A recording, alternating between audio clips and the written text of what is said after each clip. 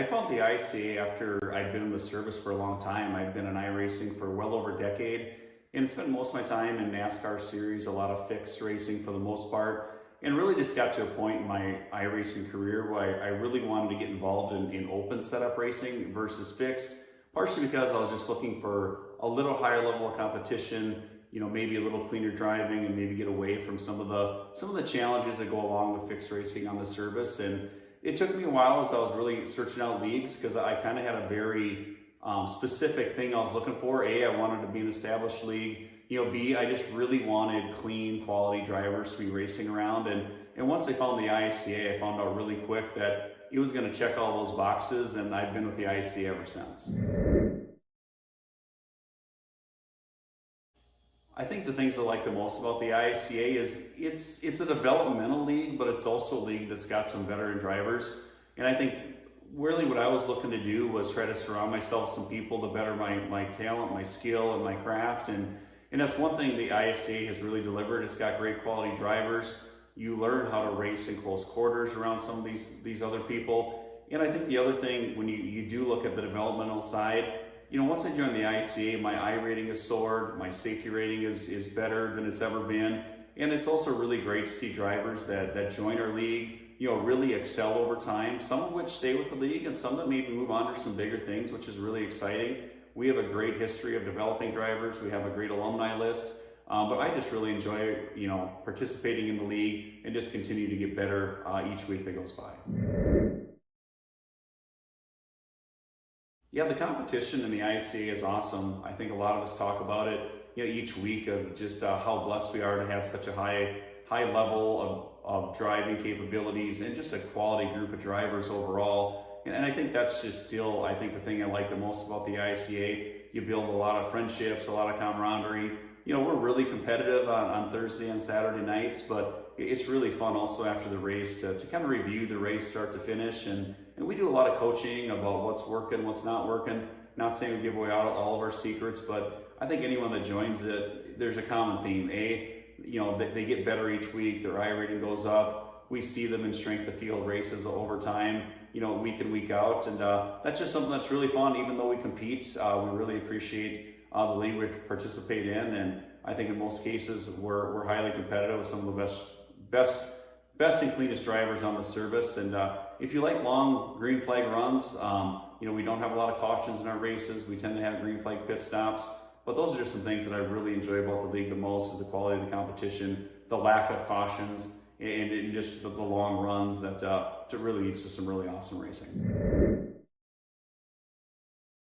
Yeah, I think people that should join the ISCA are people like myself. When I go back a few years ago and I was really looking to up my game and get involved in open setup league racing, for so long I just wasn't involved in that because I just didn't, I didn't seek it out, but I really didn't also know how to get started. And once I started doing research, it was a really easy choice that the ICA was a place I really wanted to be and get involved with. And all those things I talked about earlier have happened to me, from improving I rating, improving my skill. And, I'm someone that I really enjoy the ICA. I'll probably stay there, but don't think that, if you're coming to the ICA, that it's something long-term. That in some cases you can find a long-term home like a lot of us, but we develop drivers, and ultimately we'd like to see our drivers participate for a period of time and hopefully move their way up the ranks, whether that be into Road to Pro or Contender Series, or hopefully get to the Coke Series. That's really the goal of what we want to be, is an established league with great drivers, but also a league that's going to develop drivers into bigger and better things.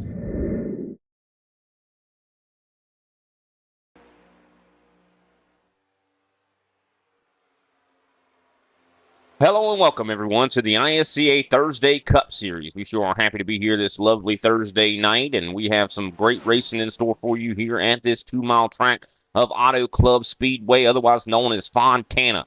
And we got a packed house of all kinds of talented racers going to be duking it out as we continue this Thursday Super Cup season for Race 2, actually. I do appreciate the follow there from Lovable Card Boa. I do believe that's how you say that. But, of course, my name is Brian Britt. I'm joined in the booth by none other than Big Al. How are you doing this evening, Big Al? Hey, doing pretty good, Brian. Excited to be here at the Auto Club Speedway, about to get this thing going. Also excited to be, back in the swing of things with the Super Cup, right? and I do believe this season is coming to an end as well. But what do we got going on here tonight? Well, of course, we have 200 miles here for the Papa John's 250, 125 laps, just as long as we had at Daytona. This is, of course, a little bit of a shorter track. Not much shorter, though, by just I do believe a half a mile. Of course, stages are 25 and 55, ending at 125. 5 sets of tires down there. Of course, 4 actually in the pits. Fuel window, a little bit controversial to my knowledge, considering I've actually done some A-Opens this week. And 45 is a long stretch to try to get it there. You'd have to actually do some saving. So, 45 is around where it is, but a little over 40 laps is about where you can make it on fuel. As we see, qualifying is starting to ramp up here. Yeah, looks like we got just over 20 cars actually qualifying thus far here tonight. 100%. Now, while we're waiting on, we're going to be taking a break to the national anthem right quick. I did want to look at the Super Cup points right quick. Josh Daniels, of course, new driver to the series, is out front in the points. Brian Johnson, of course, with a win. What's really interesting is Josh Daniels got more points than Brian Johnson did, even though he won. Third place, Brandon Passalacqua. Fourth place, Al Kozlowski. Fifth, Blair Holloman. Sixth, Kenny Powell. Seventh, Dave Fuge Jr. Eighth, Darren Mullins. Josh Schaffner's in ninth, and Greg Wachinski's in the top 10. But with that, we're running a little bit behind. We'll go ahead and take that step away and play that national anthem.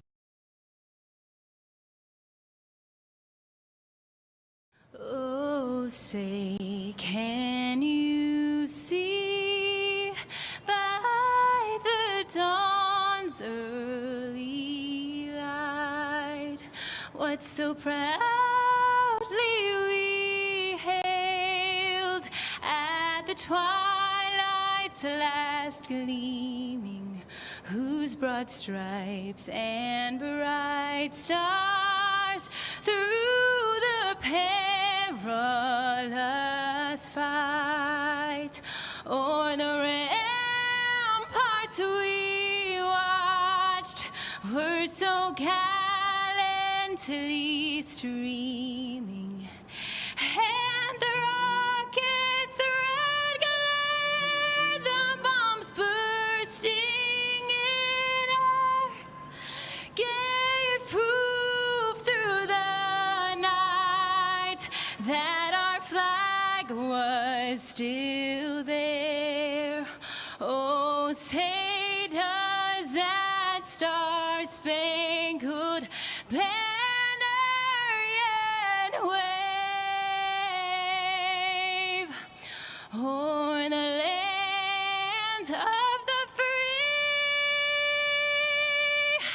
and the home of the brave. Race fans, it is time for those most famous words in motorsports. Drivers, start your engines!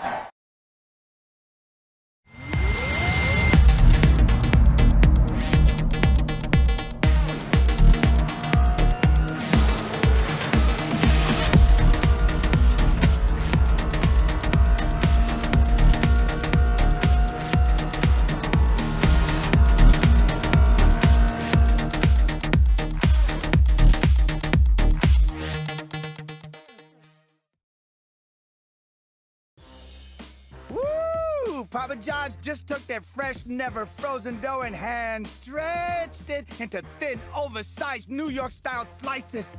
I mean, look at that crust! That is the perfect crust thickness no matter how you eat it. So you can fold it, or not. But I ain't gonna lie though, I fold it. Get a New York-style pizza from Papa John's. Better ingredients, better pizza.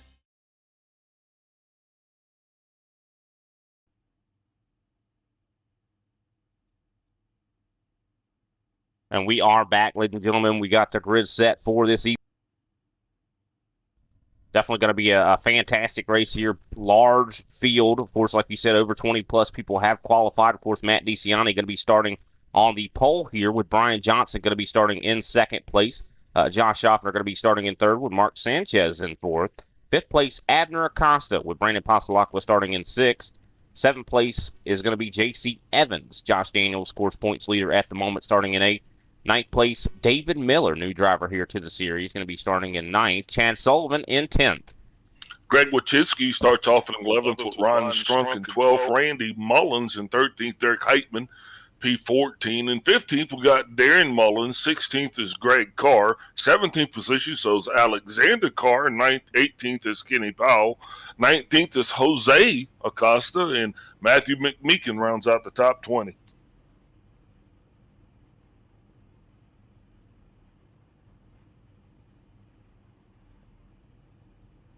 Blair Holloman coming in is going to be in 21st with Scott Naslin 22nd, Shane Parrish 23rd, Chris Johnson 24th, Al Kozlowski 25th, 26th, Paul Olsen 27th, Derek Jacobs, and Robert Matthews rounds out the 28 car field.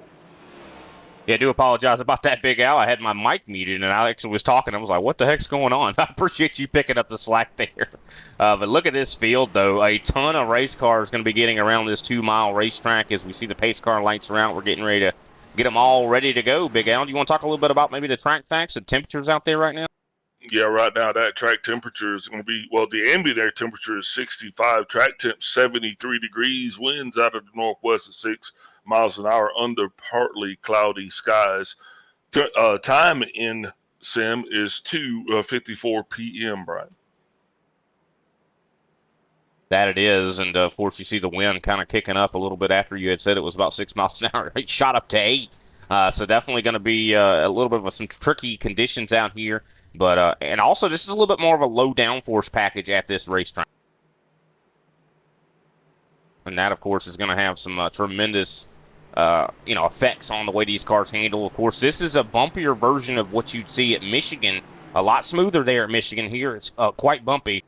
And these guys are going to be having to deal with that all race long. Tire wear is going to be a significant factor here as we see the pace car takes that dip down pit road as we get ready to get the green flag waving as Matt DeCiani leads us to green.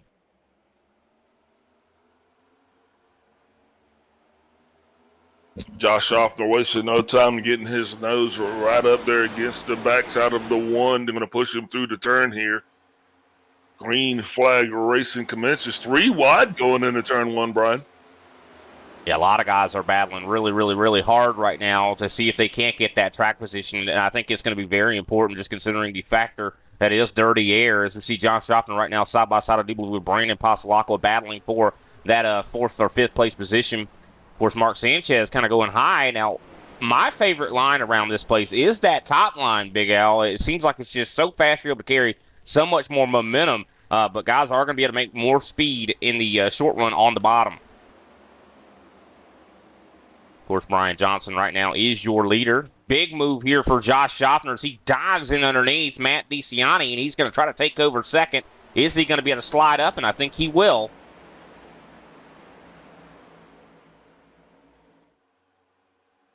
See some guys trying to break the draft. Brian Johnson moving down the track, and that's something we don't see a lot in this next gen, but it seems like we're going to see it here tonight, Big Al. Yeah, absolutely, guys. Like you said, though, the key is going to be just making sure that you save tires. So expect to see guys kind of step it out a little bit here in the first 2 stages.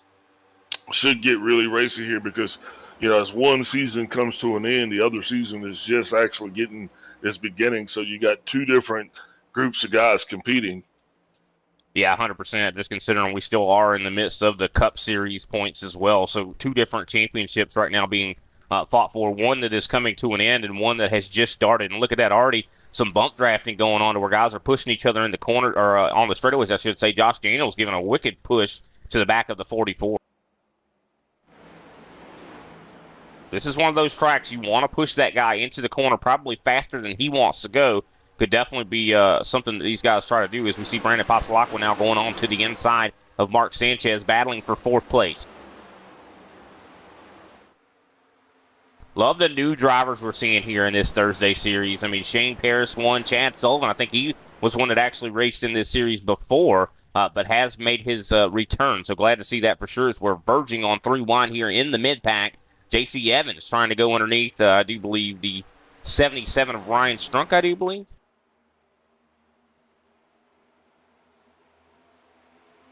Lots of talented drivers here in this field, though. We got the likes of Abner Acosta, Brian Johnson, last week's winner.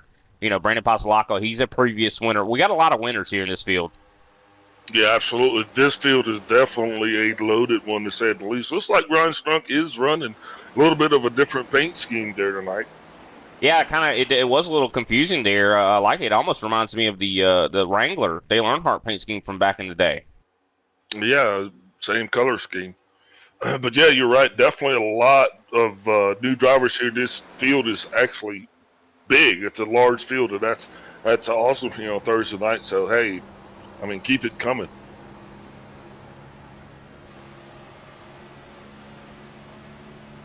%. Take a nice cockpit camera here. You can kind of just see how bumpy this racetrack is.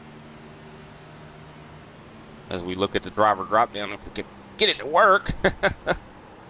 Trying to see the telemetry a little bit here as we see the speeds. 167, 168 in the corner. Of course, this is when the speeds are going to really pick up here. Let's look at that. On the outside of Chad Sullivan is Kenny Powell, but almost 190 mile an hour, Big Al. These are just almost the same speeds as we saw at Daytona, but at a 2-mile track.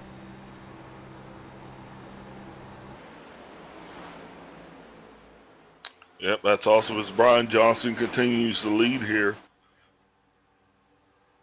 Yep, Brian Johnson right now, the man that is in control of this giant snake of a field. Of course, it's single filed out for the most part. I think guys are really trying to get in on the long run. Yeah, definitely. You know, like you said earlier, the key is going to be tire conservation. And so guys are going to have to understand you're going to have to really kind of back it off a little bit at the beginning if you want to be able to push harder towards the end. Yeah, I think that's going to be the real key. You know, you're going to sacrifice track position in the early running, but, you know, try to get it back late in the run. And it looks like it hopefully will work out for some of these guys. We'll have to wait and see. I think guys are going to slowly but surely start to make their way forward as they try to save tires. You see Kenny Powell right now, I do believe, on the inside of Abner Acosta. Acosta is one that always is a tire saver. Oh, yeah. You know, there's a lot of Meisters out there, if you will. The good thing is, though, oh, here comes Abner. He's going to be cutting back down on the inside of Powell. The good thing is we still got plenty of racing left to go in this stage. As Ryan Strunk also starts to push up onto the back of Mark Sanchez. Sanchez having a strong run here tonight as he finds himself up in the top 5. You know, anytime you're running in the top 5, that's got to be a good feeling. Yeah, it does. Of course, you saw Matt DeCiani started on the pole. He has already fallen back, I do believe, in the third and is in danger of possibly losing that position to Brandon Passalacqua. Brandon Passalacqua, another new addition here to the ISCA, who's coming on strong, been hanging out with, looks like the G&G guys a little bit there, but also glad to have him on board. Look at the 07, though. Right now, he is coming up onto the back of, that's Joshua Daniels. He is going to try to make his debut, trying to get into the top 5 here for the first time tonight. Yeah, now, of course, it's not necessarily his debut, considering he actually is the points leader right now, Big Al. Well, I mean, into the top 5. Yeah, for sure tonight, yeah. His debut into the top 5. Which, and we talked about that briefly when we were going through the kind of the points. And, you know, Josh Daniels, that really shows something that, you know, these stages are so important. Because Brian Johnson won that race last week, but Josh Daniels got the most points. So that really shows that those stages are even more important than the race win.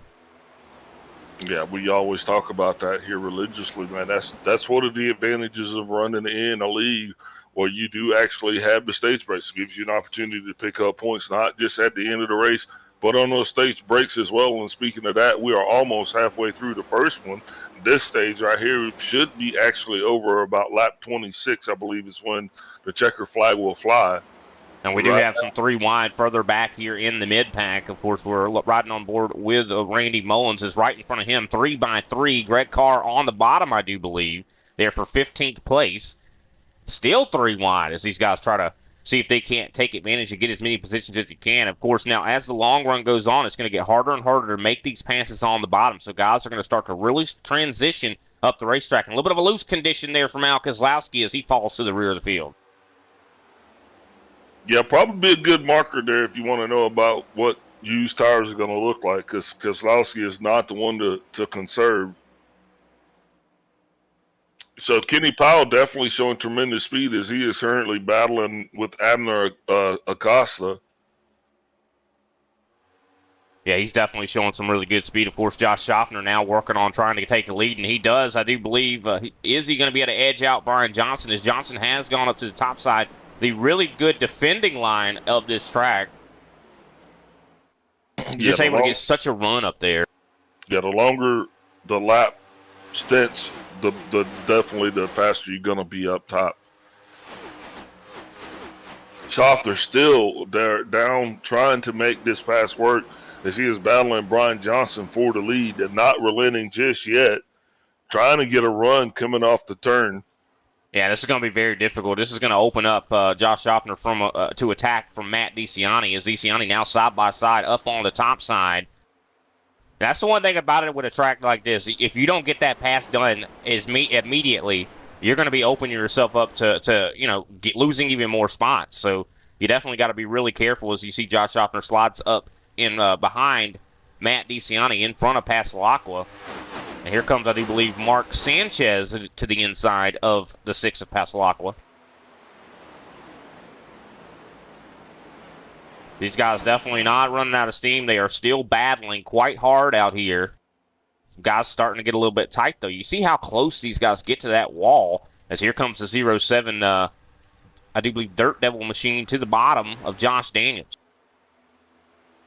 Yeah, one advantage of the Auto Club Speedway drivers, it's a multi-lane racetrack, multi-groove, so you're going to see drivers actually trying to make their way around this track in various different lanes, which is actually going to work out for the viewers because you get to see a lot of side-by-side racing here. And Matt DeCiani has taken the lead from Brian Johnson as he slides up in front, verging on 3 wide right there for the top 5 positions. These guys are battling. Yeah, Brandon Pasquale now trying to get himself into that page. If you would have saw him with the run that he had down on the inside, Brian, definitely looks like he is going to be trying to make a run for the lead. And the longer these guys are battling, the more they're allowing the rest of the field to kind of catch up here is where 10 to go remaining in this stage. Yeah, this is definitely going to be a really big deal when it comes to experimenting and knowing what you have right now. You definitely want to start maybe to make those adjustments off of the information that you're learning from this 25-lap run, and of course looks clean and green, but man, this is definitely some hectic racing as Abner Acosta gets incredibly close to Kenny Powell there, who's on the top side. You see Josh Schaffner right now side by side with the 4. Of course, Passalacqua definitely trying to make something happen as well. Love this style of racing here. Everybody trying to search for grip, especially low downforce. Just is so much fun to watch these guys out here, wiggling and everything like that. They're trying to get as much grip as they possibly can, and you have to be real careful when it comes to your application on that throttle. Otherwise, you could spin that car very easily, as we saw almost a little bit of contact there between the 50 and the 4.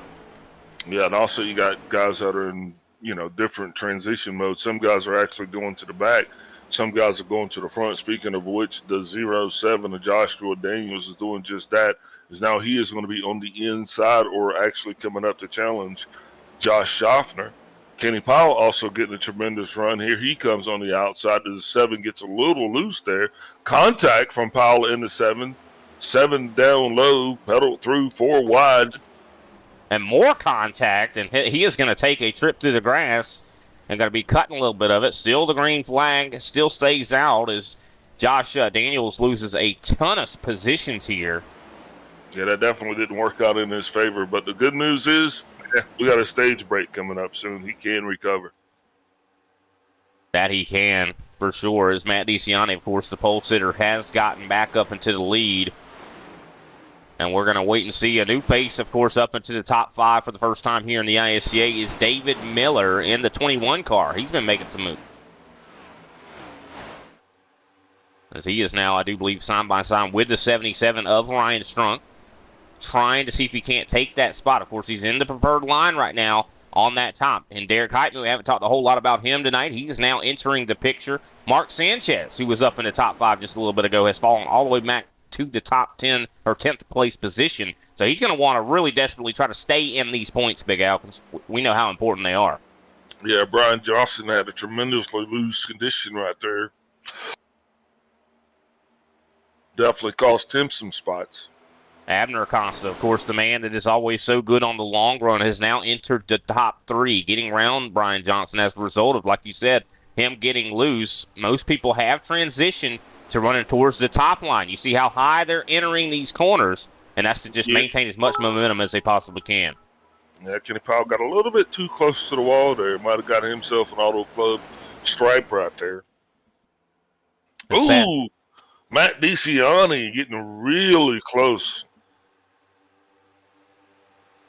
Yeah, definitely is, for sure. I mean, getting really, really close to one another here is Abner Acosta, of course, right along on the bottom, getting a little bit loose. It's very easy to get loose on that bottom side, especially once the tires start to wear. But Abner able to keep the momentum, and he takes over second place. Side by side behind contact with Ryan Strunk, I do believe, and David Miller here. No, that is actually Heitman, I do believe.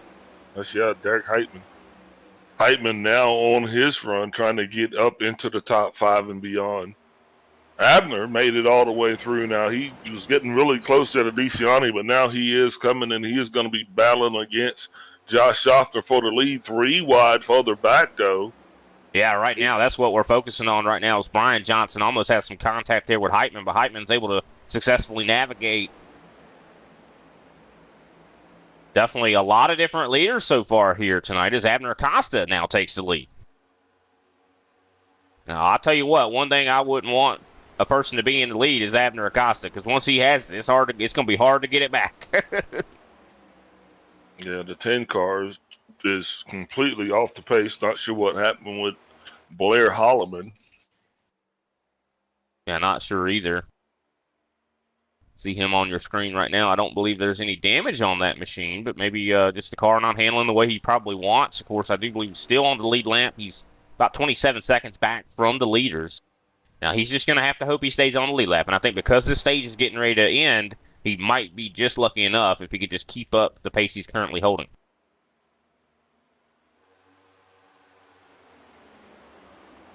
Abner Acosta continues to not only lead, but also actually to stretch that lead out just a little bit. Yeah, I think that might be the first time we've seen anybody really stretch a lead out here so far tonight, as most of them have kept it really close to one another. Heitman, tremendous pace from him. He is going to be our biggest mover as he started all the way back in 14th. Yeah, so many talented race car drivers here in this race. Matt DeCiani made a slight contact with the 77 of Ryan Strunk. Just a little bit of a little love tap there, no big deal.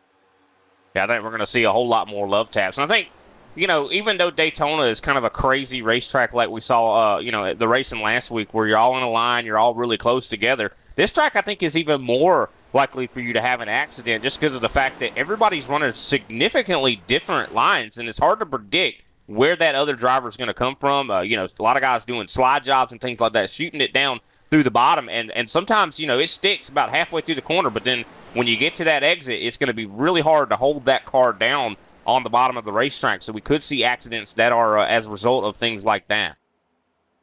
White flag soon to be out. As a matter of fact, white flag is out now for the stage. And still drivers battling hard to maintain these positions. The 22 enters the top 10 for the first time here tonight. Scott Naslin. And as you said, the white flag is out. We're on the backstretch, soon to be entering 3 and 4. And, of course, once the 10th place car crosses the line, yellow flag will be out for the first stage here. Abner Acosta, though, looked like he's got it right in. He's definitely got it in the wind, but I'll tell you what, Derek Heitman is right there. I think he's got some significant long-run pace in that 76 right now.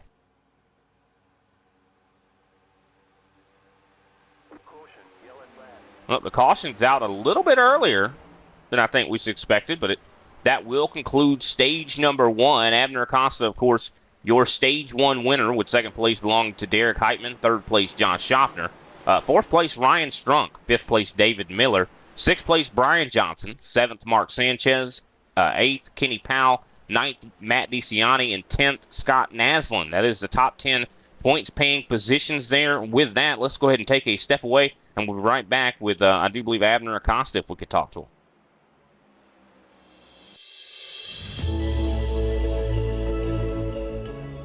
Hey everybody, my name is Warren Maddox. I am the president of Ultimate Experience Outdoors. Our mission, we are dedicated to taking veterans, first responders, youth, and Gold Star family members on outdoor excursions across the country. Support for our mission has many forms, from camp cooks to the great storytellers, some buddies with the band, maybe you just want to build a campfire and sit around and listen.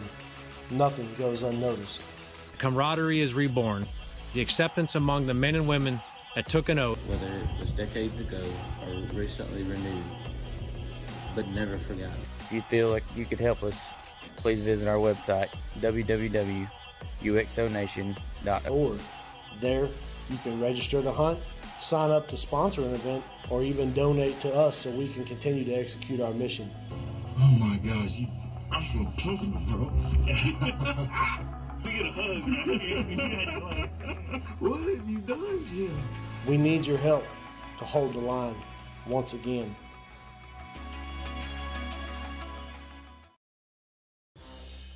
Woo! Papa John's just took that fresh, never frozen dough and hand stretched it into thin, oversized New York-style slices.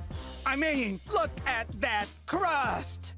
That is the perfect crust thickness no matter how you eat it. So you can fold it or not. But I ain't gonna lie though, I fold it.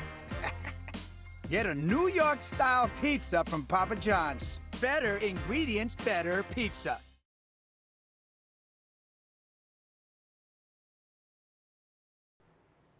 We are back, ladies and gentlemen. As you can see, pit road very busy right now here at the Auto Club Speedway, and we'll see who wins that race off of pit road. Of course, we were trying to see if we could talk to Abner Acosta, but I do not believe we have him available. So once Derek Heitman gets off of pit road, let's look at that very close race for that lead off. We'll talk to him. Go ahead and get him up in here now, Big Al, if that's okay. Derek Heitman, we got you up here in the booth, man. We weren't able to talk to Abner Acosta, but we got you. How you feeling, man? Oh, the second best choice. That's right. It looked like you got significant long run speed there. I mean, it seems like the car's handling well. Yeah, I kind of, this is normally the way that this league runs. Is I was talking about it with my teammates, is everybody's going to roast their shit off because it's only a 25 lap stage, but I'm going to save and hold draft and see where I end up, and I think a couple more laps I would have been in P1, so. Yeah, it definitely seemed like you had the pace to be able to do it. You know, Auto Club, very tricky track. What are some of the challenges out there? Definitely the bumps on the exit of 2 and 4. You got to be very careful. On our set, the car will bottom out. I did make an adjustment prior to the race to try to mitigate that the best I could. I still felt it, I want to say, the first 3 laps in the run, but after that, it was fantastic. Well, it definitely looks really quick out there. A lot of fast guys out there. What's your confidence level here as the pace car lights are turning out? Confidence level will put me at about a 70%, just because I know there's faster setups out here in the field tonight, but it's going to definitely come down to who can drive it the best, I suppose. 100%. We'll see the pace car lights are out. Who can we give a shout out to after your second place in that last stage? A huge shout out to Matt, my teammate, and I got to throw Carl Dodson out there. I mean, we've spent countless hours of trying to make this set better this week. I mean, late nights, Matt and I were up until 2 a.m. on fucking Tuesday night trying to make this shit better. So shout out to them. Shout out to Conti for being readily available in his Discord, listening to everything I had to say, sending him feedback or setup updates and just giving me feedback, making an adjustment or two to it, sending it back. So it's been a great team collaboration this week. Yeah, it definitely seems like it. Well, we definitely appreciate your time, and good luck to you in the rest of the race there, Derek. Thank you, sir. That was Derek Heitman, of course, second place finisher in that last stage. We do want to apologize for any language that he was using there. Any of the children or anything out there listening, we do apologize about that. Pace car going to be taking a left turn down pit road. Abner Acosta going to be leading the field to green here. As here we go, green flag is back out in the air, and Abner Acosta definitely catches a little bit of these guys sleeping, though. But I like to start from the 77 of Strunk. He's really laying into the bumper of the 76. Schaffner definitely trying to do everything he can. We'll have to see how this works, but 3 wide, even deeper in the pack, his guys are still just fighting tooth and nail to try to get as much positions as they can. Yeah, but unfortunately for the pack, I think seeing Abner Acosta actually show up and go to the front, you know, he's just taking a lot of candy from these kids out here tonight. So, yeah, especially when it comes to points. And you know, I know that Abner might not be one that's running for the actual championship, and that could cause issues for some guys that are, you know, in it for the long haul. But I mean, you know, what are you going to do? You got to race. I mean, everybody try has harder. to try harder. That's right.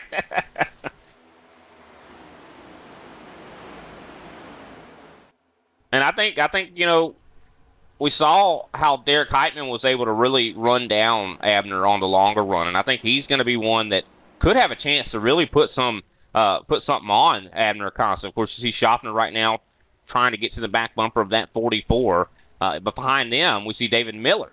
He's going to be trying to see if he can't get up to the bumper of Ryan Strunk. And this is that stage. This is that part in the stage where everybody is, you know, they're running like their hair's on fire, and that's awesome. You know, however, we still have quite a bit of racing left to go in this stage, and we saw what happened last time with the fall off. So I do believe Abner's probably just laying back, just letting everybody feel like they're in it, because everybody's probably pushing it really hard right now. This is racy, but I like it though. I mean, you got to get it done. You just also have to be available towards the end of this stage, Brian.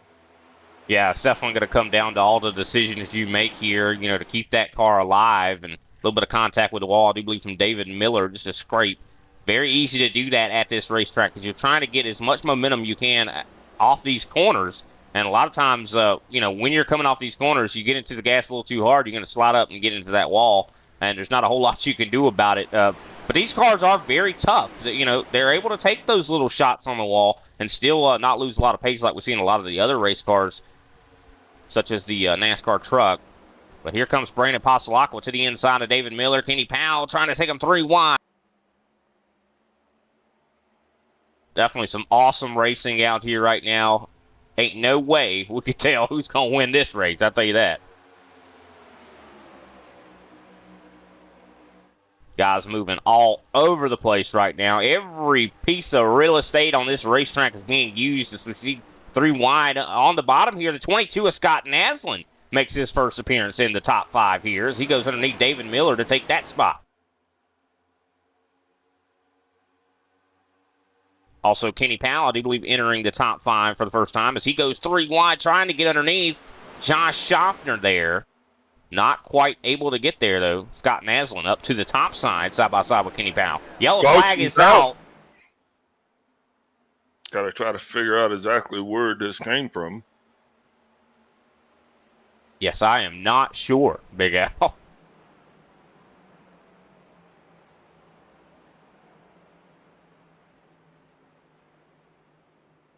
Trying to see exactly where this happened at. Didn't see it. Yeah.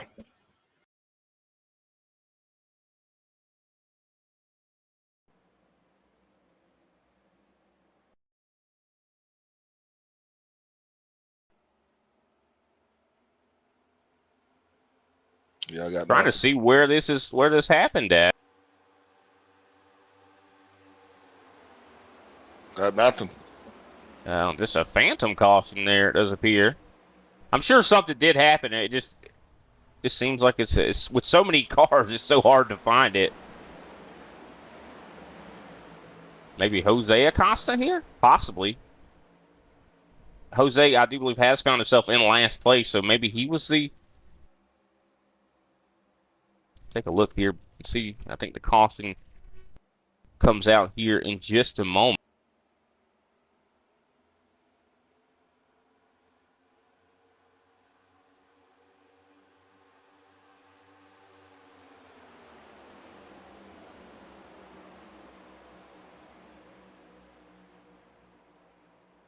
Still have no idea where this caution came from as we wait to see if we can find it.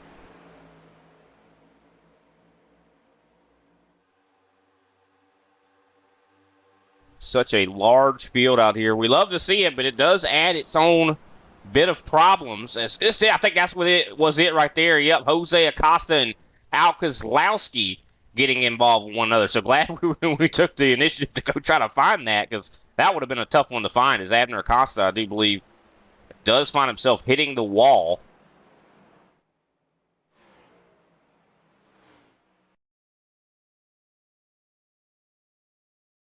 Apparently, Jose didn't get the memo.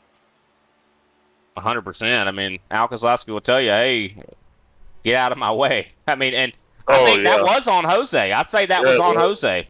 He came all the way down towards the inside. Just, not really any sense of situational awareness right there. Yeah, I don't think he realized that Al was coming with such a big run, and just, he went, moved through so many lanes of traffic there, and it's bound to happen. That's the risque part. That's what you can't do. You can't come across all the way like that to cut down on the inside. And then, significant damage probably going to be paid to the front of that 28 there as he hits the outside wall.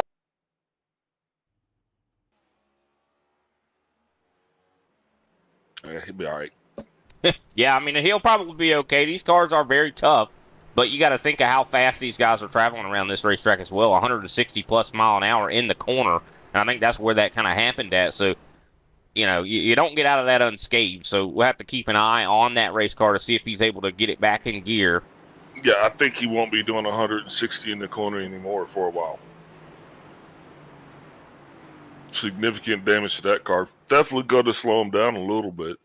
Of course, brother Abner Acosta is at the front of the field, so we got kind of a Acosta sandwich, if you will, Big Al, with a whole lot of meat in between. It was just an unfortunate time for the caution to come out because, I tell you, it will help some of these guys take a lot of heat out of those tires. Actually, allow those guys to actually be able to race a little bit harder for a little bit longer. Plus, with the cooler track temperatures, the track temp right now at 70 degrees should be a pretty sticky track, though. So, Brian, I think we might see, these guys racing a little bit harder even towards the end of this stage. Yeah, I think that's going to give them the ability to do so, just considering, I mean, it's going to definitely cut a little bit of this stage break, a couple laps out of it.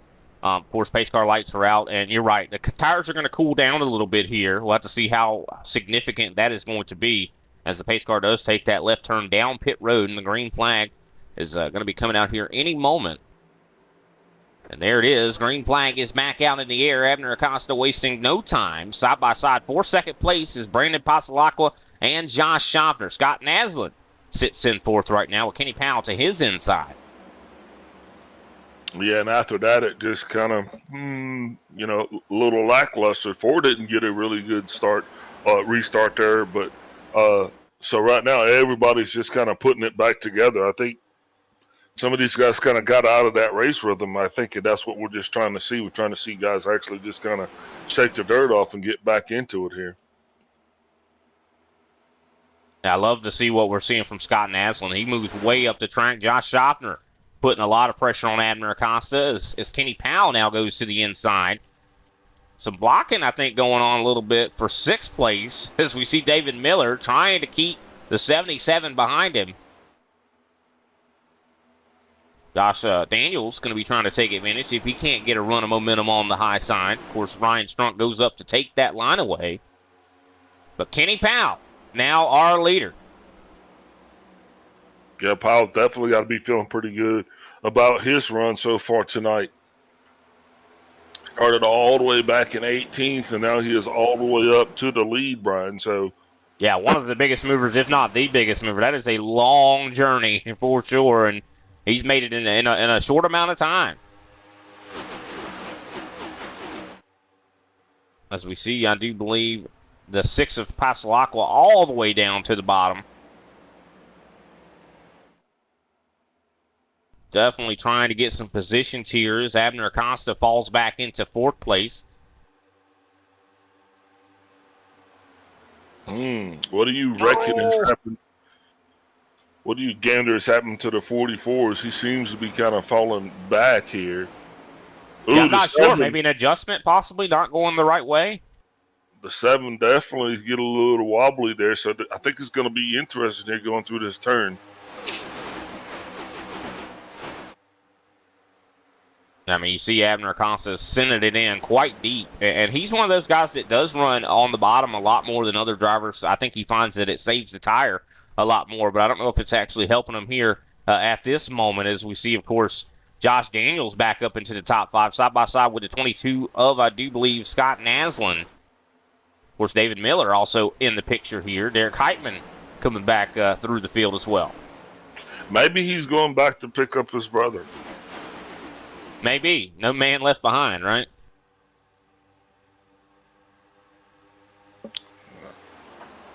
But Kenny Powell is in the lead, side by side right there behind him is Passalacqua and Josh Schaffner duke it out. Now Schaffner going to be trying to challenge for the lead himself as he's to the inside. But Passalacqua, of course, lining up with Kenny Powell. That's going to give some momentum as Powell gets a little bit tight on the exit there.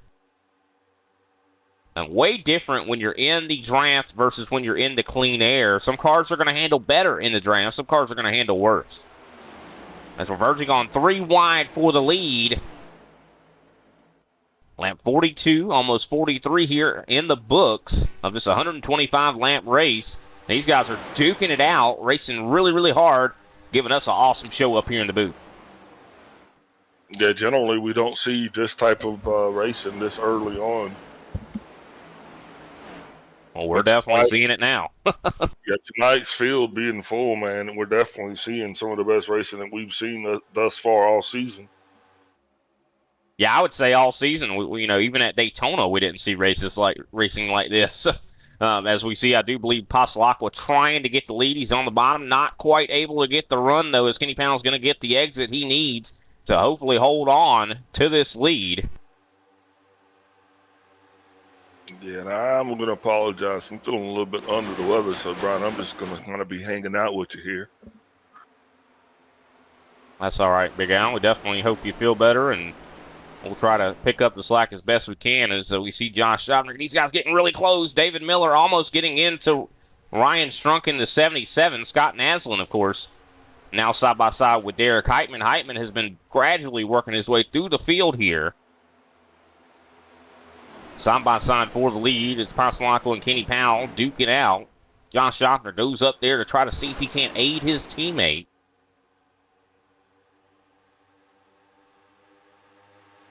But now I don't know if he's going to aid him long. I was about to say he was going there to provide reinforcements for his teammates for just a moment, but it looks like Schaffner now has his eyes on the gold as he takes the lead, as we're going to have 10 laps to go here in the stage. Powell attempting somewhat of a crossover. That he is. And here comes Passalacqua, drops down right down in front of David Miller, 3 wide for, I do believe, that 5th, 6th, and 7th position. Whoa, got a bit of a traffic jam here, further back in the pack. That's going to be right around where the 21 of David Miller is for about 6th place. Yeah, one thing about it, this is the definition of a momentum racetrack. You don't want to lose any of that momentum. And when you're 3 wide or right behind another car, it's you have to check up. And a lot of times that just kills the run that you have been generating, as we see 3 wide once again there for just a moment. Kenny Powell still battling for the lead, but for most of the part, the crazy Hornet's Nest is right here at about 7th or 6th, 7th, 8th. Abner Acosta, of course, your stage winner, is all the way back now in 9th position. Shane Parrish now up in the top 10 for the first time tonight, I do believe. Kenny Powell running around on the top, and here comes Josh Daniels as he drives it around almost on the wall here. He's going to get a good run, but not able to get side by side with Kenny Powell, as we have almost, I do believe, 8 laps to go here in this stage. There goes Kenny Powell to the bottom. A little bit of a slide job there from the 76. He really kind of popped right up in front of Brandon Pasquale, and that's going to cause Pasquale to kind of fall off the pace a little bit as a result of that. Schaffner, of course, able to defend against Kenny Powell, as Powell had went to the bottom to try to cross him over, but it seems like when you go down to that bottom, that's where you lose all that momentum we were just talking about. Abner Acosta We talked about him falling back into ninth place. He is now all the way back up into the top 5, fourth place at the moment.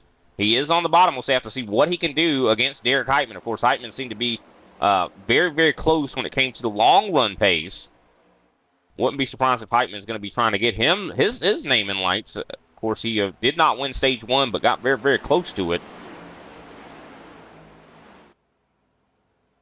Guys are racing each other really hard in the mid-pack.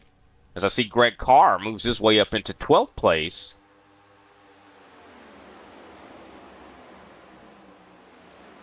Love this style of racing here, ladies and gentlemen. If you like it, make sure you leave us a like, subscribe to the channel for sure. Maybe leave a comment on who you think, who your favorite driver is. Who are you here and rooting for?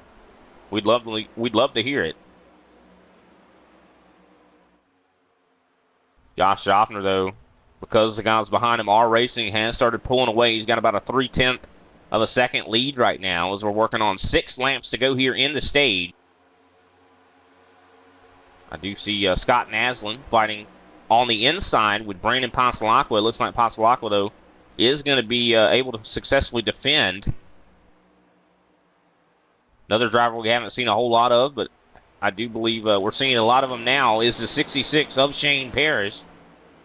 He's another relatively newcomer to the ISCA Thursday Series, but definitely has been looking good. I mean, we've seen a lot of guys here as of late that have joined this series and are hitting the ground running. A lot of times when we see new additions to this series, it takes them a while to get kind of, acclimated to this style of racing. Oh, contact with the outside wall there from the 66 of Paris, but he's able to keep the momentum going. But a lot of these drivers that have joined recently have really hit the ground running. Yeah, absolutely, and it's been a tremendous asset to the league itself, Brian, because it's enhanced the caliber of racing that we're used to seeing already. Big battling going on right now between the 24 and the 76. The 76 bumps the 24. Somebody down below the apron there. I do believe that is Greg Wachinski in the 5 machine. As these guys are battling hard right now, Kenny Powell and 76, they look like they have a debt to settle as the 76 gets into the outside wall. Sparks fly off the back of that race car.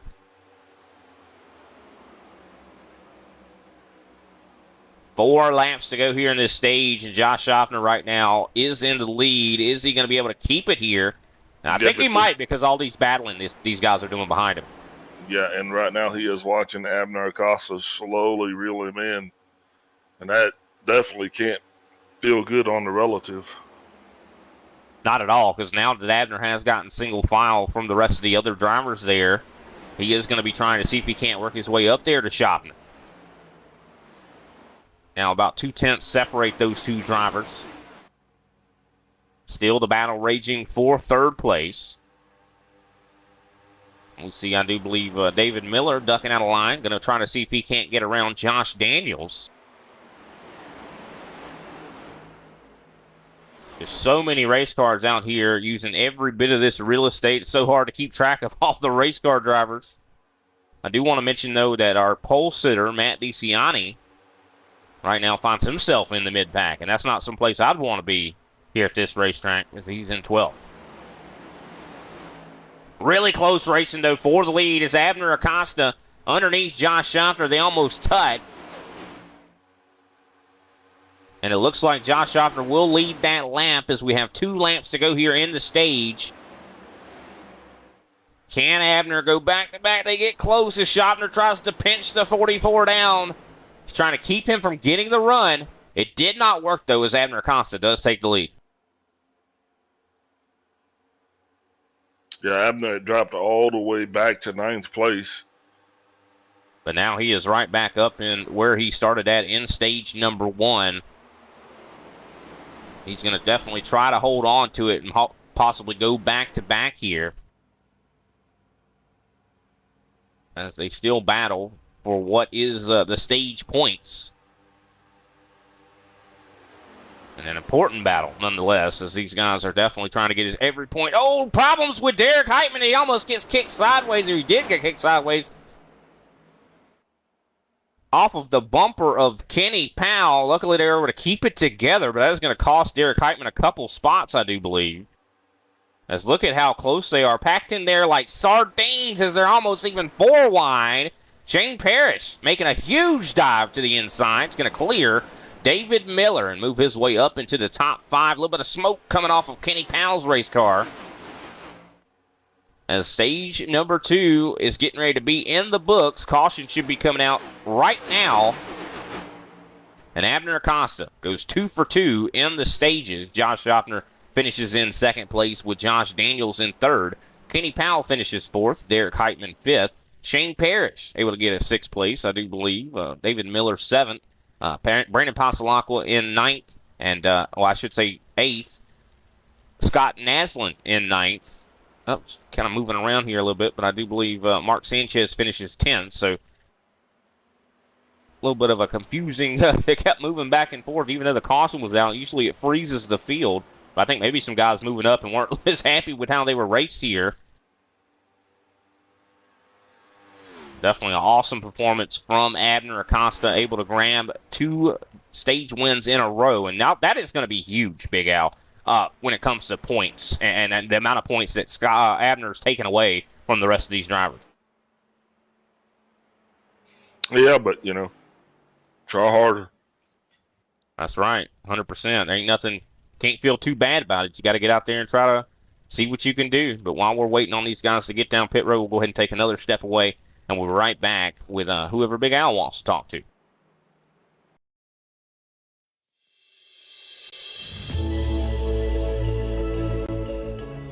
Hey everybody, my name is Warren Maddox. I am the president of Ultimate Experience Outdoors. Our mission, we are dedicated to taking veterans, first responders, youth, and Gold Star family members on outdoor excursions across the country.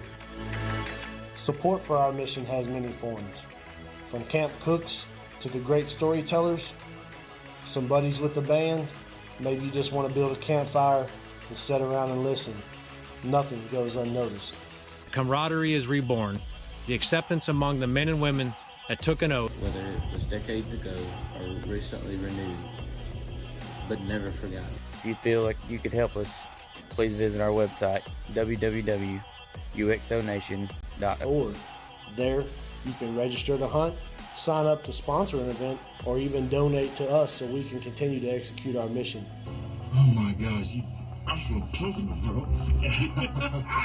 We get a hug, man. What have you done, Jim? We need your help to hold the line once again.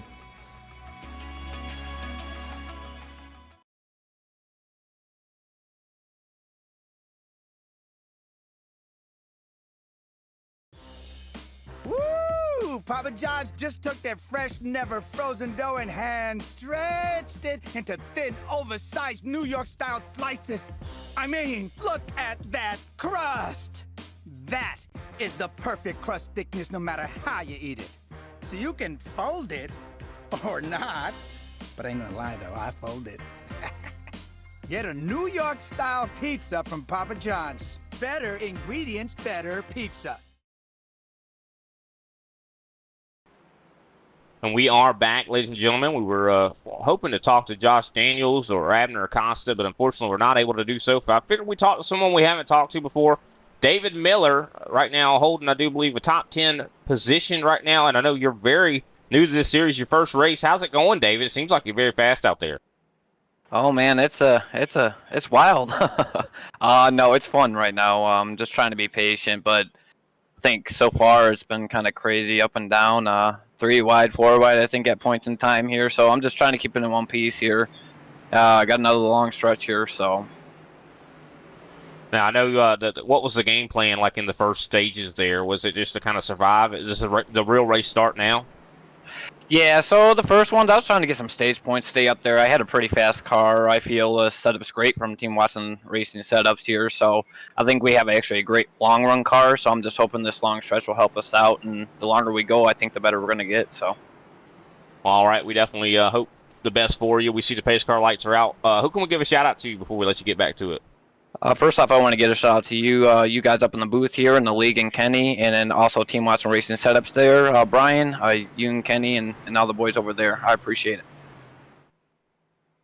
All righty, well, we'll definitely hopefully get to talk to you a little bit later, and good luck to you, David. All right, thanks, buddy. Alrighty, that was David Miller, the driver of the 21 race car there. Of course, Abner Acosta was able to win the race off pit road and going to be taking us back to green. And Josh Schaffner, of course, going to be lined up on the high side there. Pace car lights are out. We're in the middle of 3 and 4, and this is when the real race begins. Now, of course, I talked about a little bit earlier about the fuel economy here. 45 laps is about the maximum you can make it here on a tank of gas. I think it might be a little bit less than that for some of these drivers, depending on how hard they're racing and depending on if they're in the draft or not. That's going to be a big part of it here as the pace car takes a left turn down pit road, and we get ready to see the green flag out once again here. And Abner Acosta up through the gears. This will be interesting to see, though, just because of that. If Abner does run it hard, or if he does kind of fall back a little bit and allow his tires to kind of gel, as well as conserve a little fuel. Yeah, and we were talking about guys probably even conserving a little bit when it comes to gas, or when it comes to tires, I should say, on those first 2 stages. But, you know, now's the time to do that even harder, you know, considering we still have, I do believe, about 70 so laps to go here. I would assume you're really paid, you're rewarded for going a little bit longer here. If this thing goes green, I could see a lot of guys staying out and pitting maybe 5 laps over what halfway would be in the run. Just because it pays dividends in this race car, especially at this track, just considering if you overcut, you're going to have newer tires than everybody out there, and it could really help you out quite a bit as Abner Acosta still in the lead. We see Josh Daniels up to the top. He is definitely going to get a huge run out of turn number 2. Schaffner comes up and blocks the run of Derek Heitman there. But look at this. I mean, the 07 almost bump drafting the 44 into turn 3, and here comes Heitman back into the picture.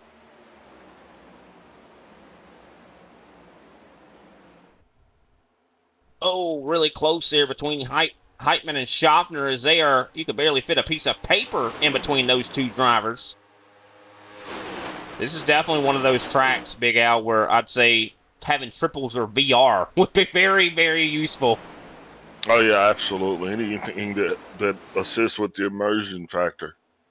Well, not even just that. I mean, of course, the immersion definitely helps out a lot, but I'm just saying the visibility, to be able to see where all these other drivers are on this track, especially when you're 3 wide a lot of the time. Yeah, no doubt. That's probably the visibility factor is what happened to Jose earlier. Yeah, just did not know he was there. I know I have a single monitor set up when I'm racing out there, and it can be quite difficult at a track like this to know where the other cars are. And almost have to have triples or VR to be able to look over and see what's going on beside you as Abner Acosta is going to fall back into 4th place, and Josh Daniels now the leader. I'll tell you, this Josh Daniels guy, he has hit the ground running here in the ISCA. As soon as he started, he has been just getting points. Of course, got the most points last week. Kenny Powell, of course, has been a regular up in the top 5 from where he started at.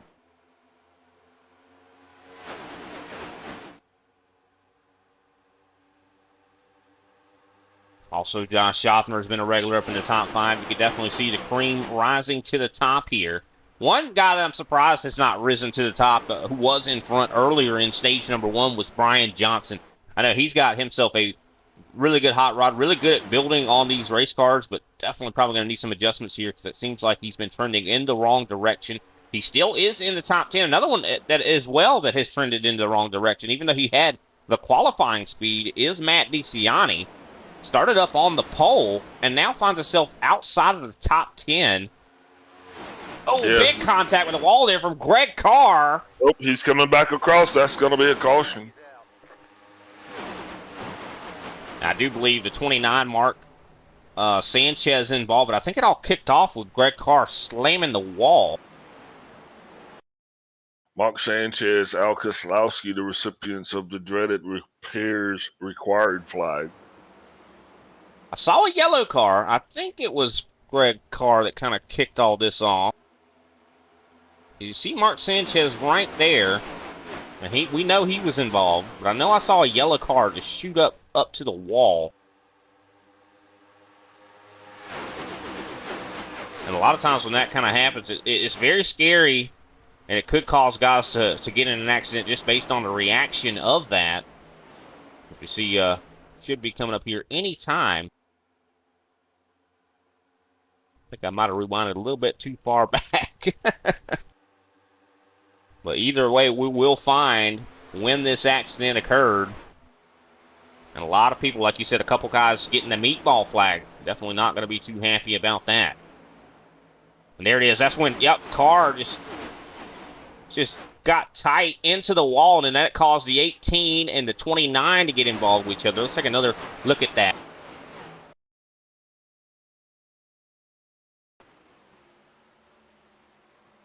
If we take a look through the far chase camera, that other view just did not show exactly what happened here. There it is. Car just gets tight, and the 9 reacts.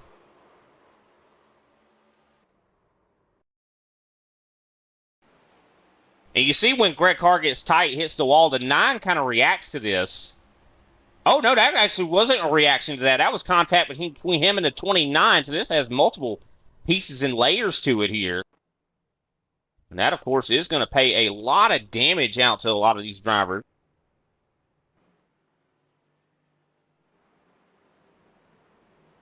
Looks like a lot of drivers going to be coming down pit road to see if they can't get the damage fixed.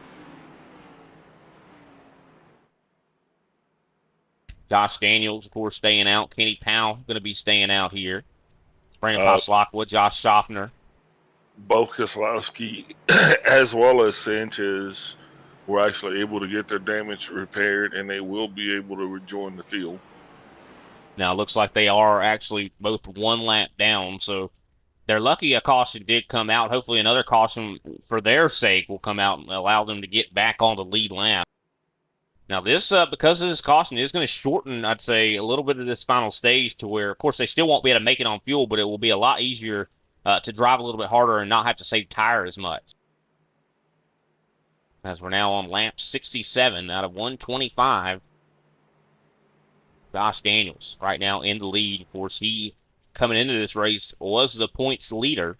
Did not win last week's race, but was able to get enough stage points that are more stage points than anybody else, I should say. So I think that's going to be the main goal for a lot of these drivers to do that. You know, winning the race, yeah, that's all well and good, but you're going to get way more points if you're able to get solid stage finishes.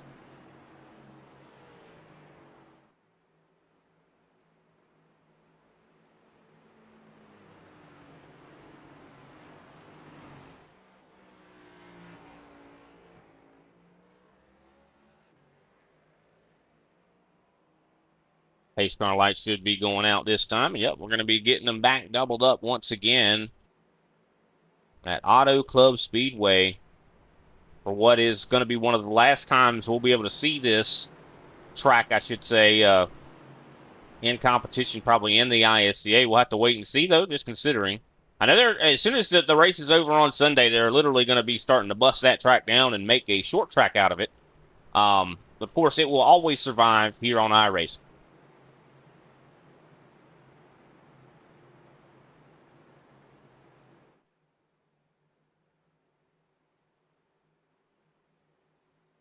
But here we go, following on to the backstretch. Everybody getting ready to get going once again.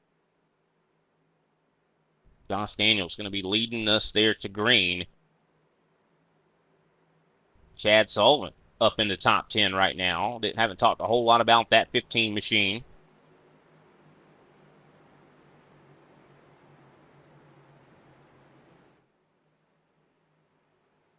Here we go, entering turn 3 and 4. Josh Daniels going to be definitely trying to get a good restart. Track position has been very, very important here. The clean air is what you need. Especially, it depends on your race car, though. I think some guys probably came out here with cars that maybe like the dirty air a little bit more. We'll have to wait and see.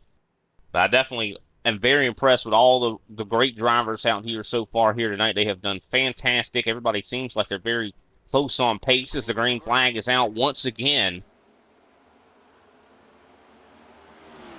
And Josh Daniels wasting no time to get up through the gears. Pulls away a little bit on the restart. Pasalakwa and Kenny Powell going to try to see if they can't work their way back up to him as they remain side by side.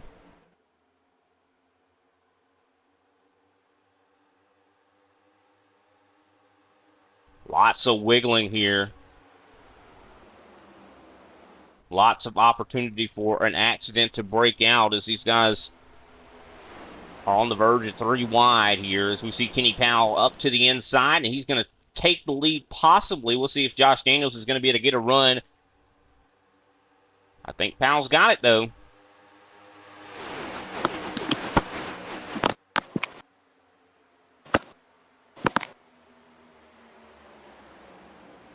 Josh Schaffner, though, side by side with Josh Daniels at the moment. David Miller, of course, up into the top 5. It sounds like, Big Al, you okay? You sound like you're hearing a lot of banging on your end there.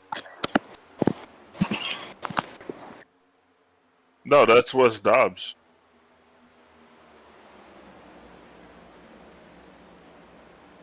A little bit of an issue there. We had somebody jump into the booth, and I'm sorry for saying that was you, Big Al. I wasn't sure. Didn't have an eye on Discord, so we do apologize about that. But the racing continues. Kenny Powell up in the lead. Powell's definitely got to be feeling pretty good about the run that he's having here tonight, Brian. I mean, this is a guy who is, he is a past champion, though, so I think he's just kind of got his groove back a little bit. Yeah, he definitely does. He seems like he's got a good race car underneath him right now. But he's got a lot of fast guys right there behind him. I mean, look at that. They are packed in there like sardines at the moment. Not any room in between any of these drivers. I think tonight's race is going to be a very, very close finish tonight. I don't think any of these guys are really going to get away from each other, just considering how big this track is. The draft, very, very powerful. Here comes Josh Schaffner, dives it to the inside. A heck of a run into the center of 1 and 2.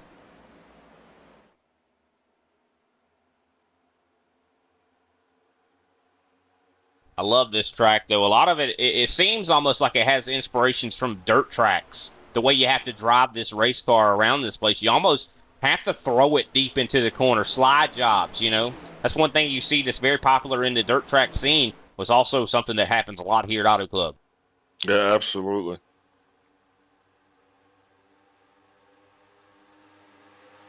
Josh Schaffner now up front with teammate Kenny Powell. Now, I think if they were smart, they would work together here. I wouldn't be battling each other. I would stay in line and try to pull away and let the rest of these guys battle each other. But easier said than done. That's Pasalacqua almost bump drafting Kenny Powell here. Josh Daniels up on the top side. Ryan Strunk, though, he's had a really, really good day. I'm very impressed with Ryan Strunk. This is a track that takes a lot of tire management, and Strunk has been rising to the occasion in this race. And a lot of times we see him, it seems like he always burns his equipment up, but this does not seem to be the case here tonight. He is looking very, very good. Maybe a new paint scheme is what he needed, as he looks like he's going to try to go up to the top side of Josh Daniels, not quite able to get there.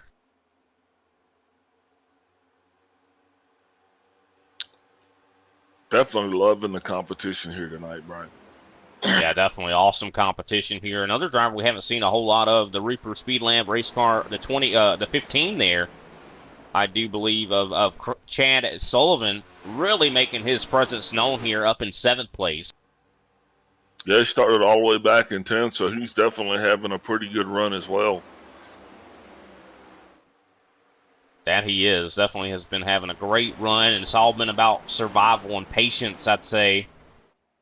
Yeah, and also Shane Parrish there being shown in the 66 car. He started all the way back in 23rd, so. Yeah, he's been doing a great job. I mean, Shane Parrish, one of the newer drivers as well, running up here in the top 10. Tell you what, it's not an easy thing to do. I mean, we talk about the talent level of this series a lot, and, we mean it when we say some of the best iRacers in here. If you're not pro, some of the best iRacers in here participate in the, the ISCA. And, we don't have pro drivers, but they're right on the edge of it, I'd say it. Yeah, absolutely. 50 laps to go. Yep, this thing is definitely quickly reaching its conclusion here. Of course, we still cannot make it on fuel, but the pit window should open up in the next 5 to 10 laps, as Greg Wachinski has been making his way up a little bit here. He's now up in the top 10, I do believe, 7th position. Just got by Shane Parrish. I'm sure 8th position. I said 7th. That's actually the 8th spot, I do believe.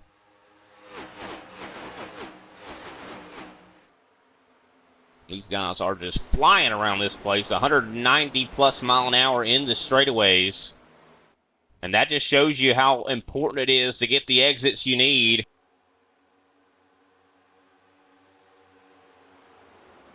As Josh Shofter, the king, the Iceman, if you will, when it comes to saving tires, is out front. And this is another guy that you don't want to give the lead to. Just like if you see Abner Acosta in front. You know, this is a guy that you probably ain't going to get that lead back considering how good he is at saving tire.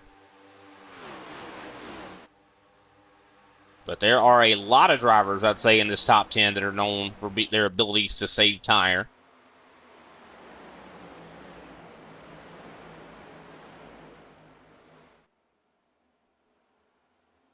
Surprised we haven't seen more of a Randy Mullins up here. I mean, usually we see him at these types of tracks being very, very competitive. Also, Darren Mullins. Haven't seen a whole lot of him up in the top 10.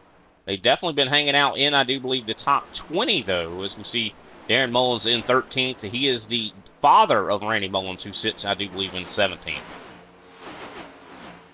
Lots of families running this ISCA series, and we love to see that for sure. Of course, Abner Acosta and Jose Acosta, brothers. So,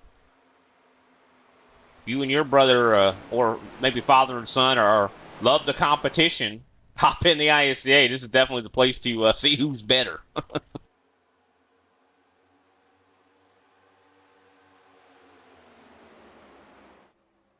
For the most part, top 5 has single filed out for the moment.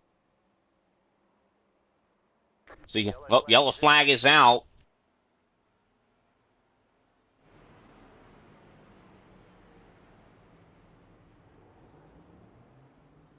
Not sure why.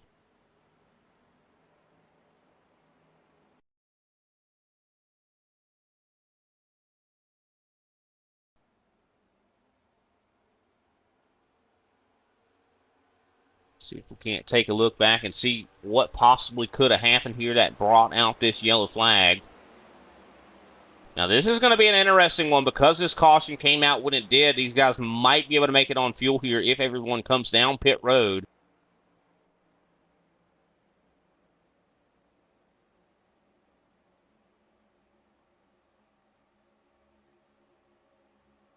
Looks like Darren Mullins, recipient of that meatball flag.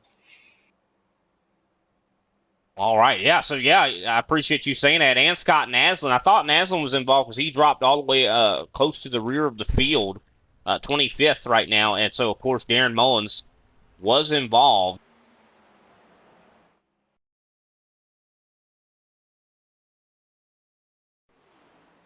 And we look back at this to see exactly what happened. I do believe that is the 41 of Matthew McMeekin, I think. Side drafting coming from the 64 kind of gets up into that 41. And there we go. The 22 just nowhere to go. Huge hit. Just wrong place, wrong time.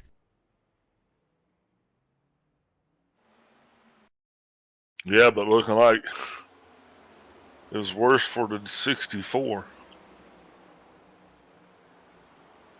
Taking another look back at this. This could have been a whole lot worse for some other drivers. Matt DeCiani barely able to get by. I don't know how the 22 survives that. I don't know. I mean, these cars are very, very tough. I think you must not. I'm just sure that might have take some RPM from them, though. Wouldn't you say some horsepower out of that machine? It's going to take more than just some horsepower. It's going to take all the wind out of his little cells. But here, now everybody, the majority of the field pitted right there. So everybody will be able to make it on fuel. But Brian, I don't know about the tire life and degradation. Yeah, those guys, that 22 had no clue what was about to happen there. But yeah, 100%. I mean, interesting to see everybody kind of pit, and I kind of figured that would be the decision, but this means that if they go green from here, they're going to have the longest run on those tires. Because I think you can make it on fuel from here. Oh, yeah, you're right at the end of the fuel window just because of the caution laps. 100%. Now, did Eric Heitman pit? Yes. Interesting. So just a really good pit stop there for Heitman, able to get off the pit road before everybody else. Pace car lights are out once again. Heitman boxed for 6.3 seconds. So he did not take tires. Now that is I don't know. I think that's a no-no. I don't think that's going to work. But, you know, it doesn't make a whole lot of sense to me to do that, just considering you have 4 sets down in the pits. I think these guys have probably possibly already used 2 sets. So he still has 2 sets left. Maybe he thinks that they might be useful later. We'll have to wait and see how that kind of all plays out. But I tell you what, wheel spin is going to be something I'm a little bit worried about with the 76. I think he could spin those tires. Well, I don't know. I think it's going to be tight for the rest of the field just to finish this thing. I think they'll be okay though. Not sure exactly what the call was there.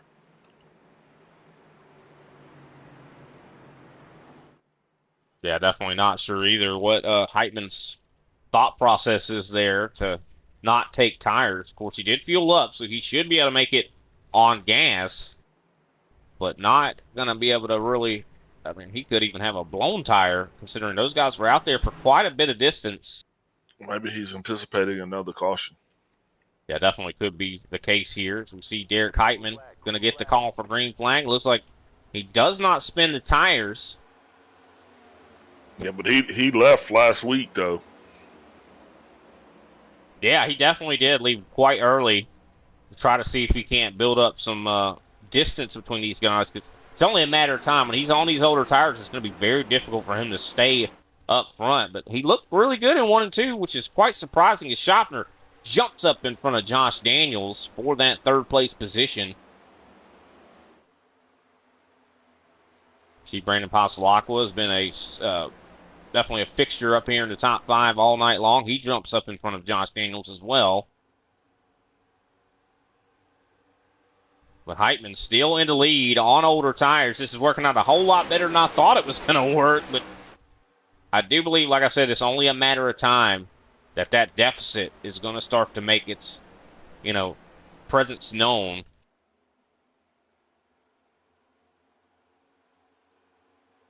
Now Brandon Pasalacqua and Josh Schaffner battle it out. Pasalacqua going to be entering the top 3. So impressed with what we've seen out of Kenny Powell here tonight. He has definitely been a fixture up here in the top 5, as he is going to be racing his teammate Josh Schaffner all the way down below the apron. I bet Schaffner don't probably appreciate that very much. But it looks like Schaffner not going to mind too much, as he's going to take the lead. As Heitman now going to be put 3 wide in the middle. Oh, this has the makings to be something tremendous. Yeah, maybe a bad tremendous or a good tremendous. We'll have to wait and see here.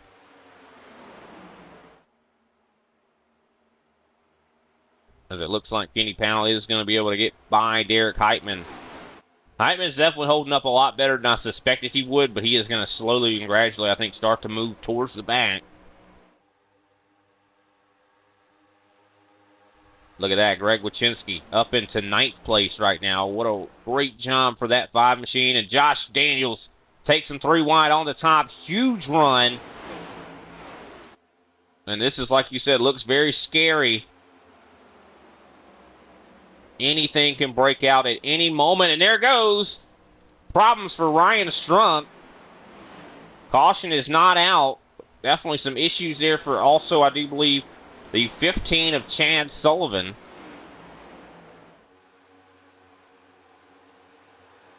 Could have been a whole lot worse than it was. It definitely changed up a lot of the running orders. Blair Holloman enters the top 10 for the first time here in that 10 machine.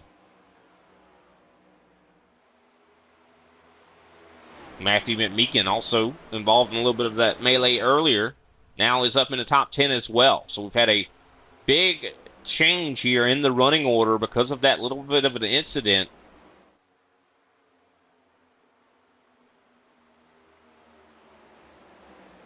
Matthew McMeekin is up in the top 10 here tonight. Yeah, that he is. He has made his way up into the top 10 as a result of that accident that just happened. It took a lot of guys back to a little bit further back into the field. Here comes David Miller, going to be trying to take over third from the 6 of Brandon Pasalacqua. Miller, a new driver here in this series, and he's another one that has really hit the ground running. This is actually his first race in the ISCA. It looks like he almost was able to take third away from Pasalacqua, but looks like Pasalacqua is going to be able to defend. Pasalacqua gets a huge run up to the back end of Kenny Powell. Powell comes up to take the line away. Greg Wachinski has moved his way up into 6th place. Also, another driver we haven't talked about a lot tonight as well is Chris Johnson. Finds himself up in 7th. We're now 89, soon to be 90 laps into this thing. And that means we'll have, I do believe, 36 laps to go.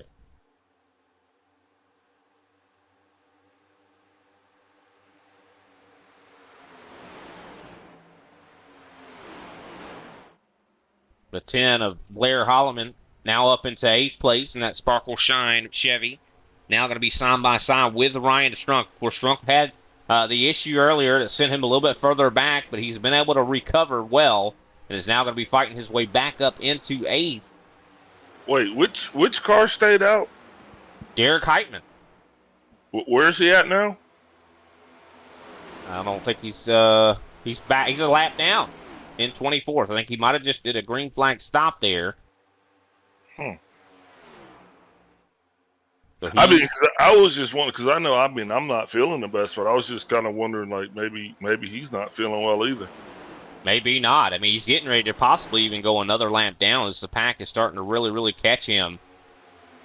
Definitely not the right call, I think, to not take tires there. But, you know, you make a decision, you have to live with it. Yeah, totally not sure what that call was. Maybe he had unchecked him, and I don't know. I don't know what happened. Probably might have forgotten to put him back on, possibly, as Brandon Pasalacqua now takes the lead.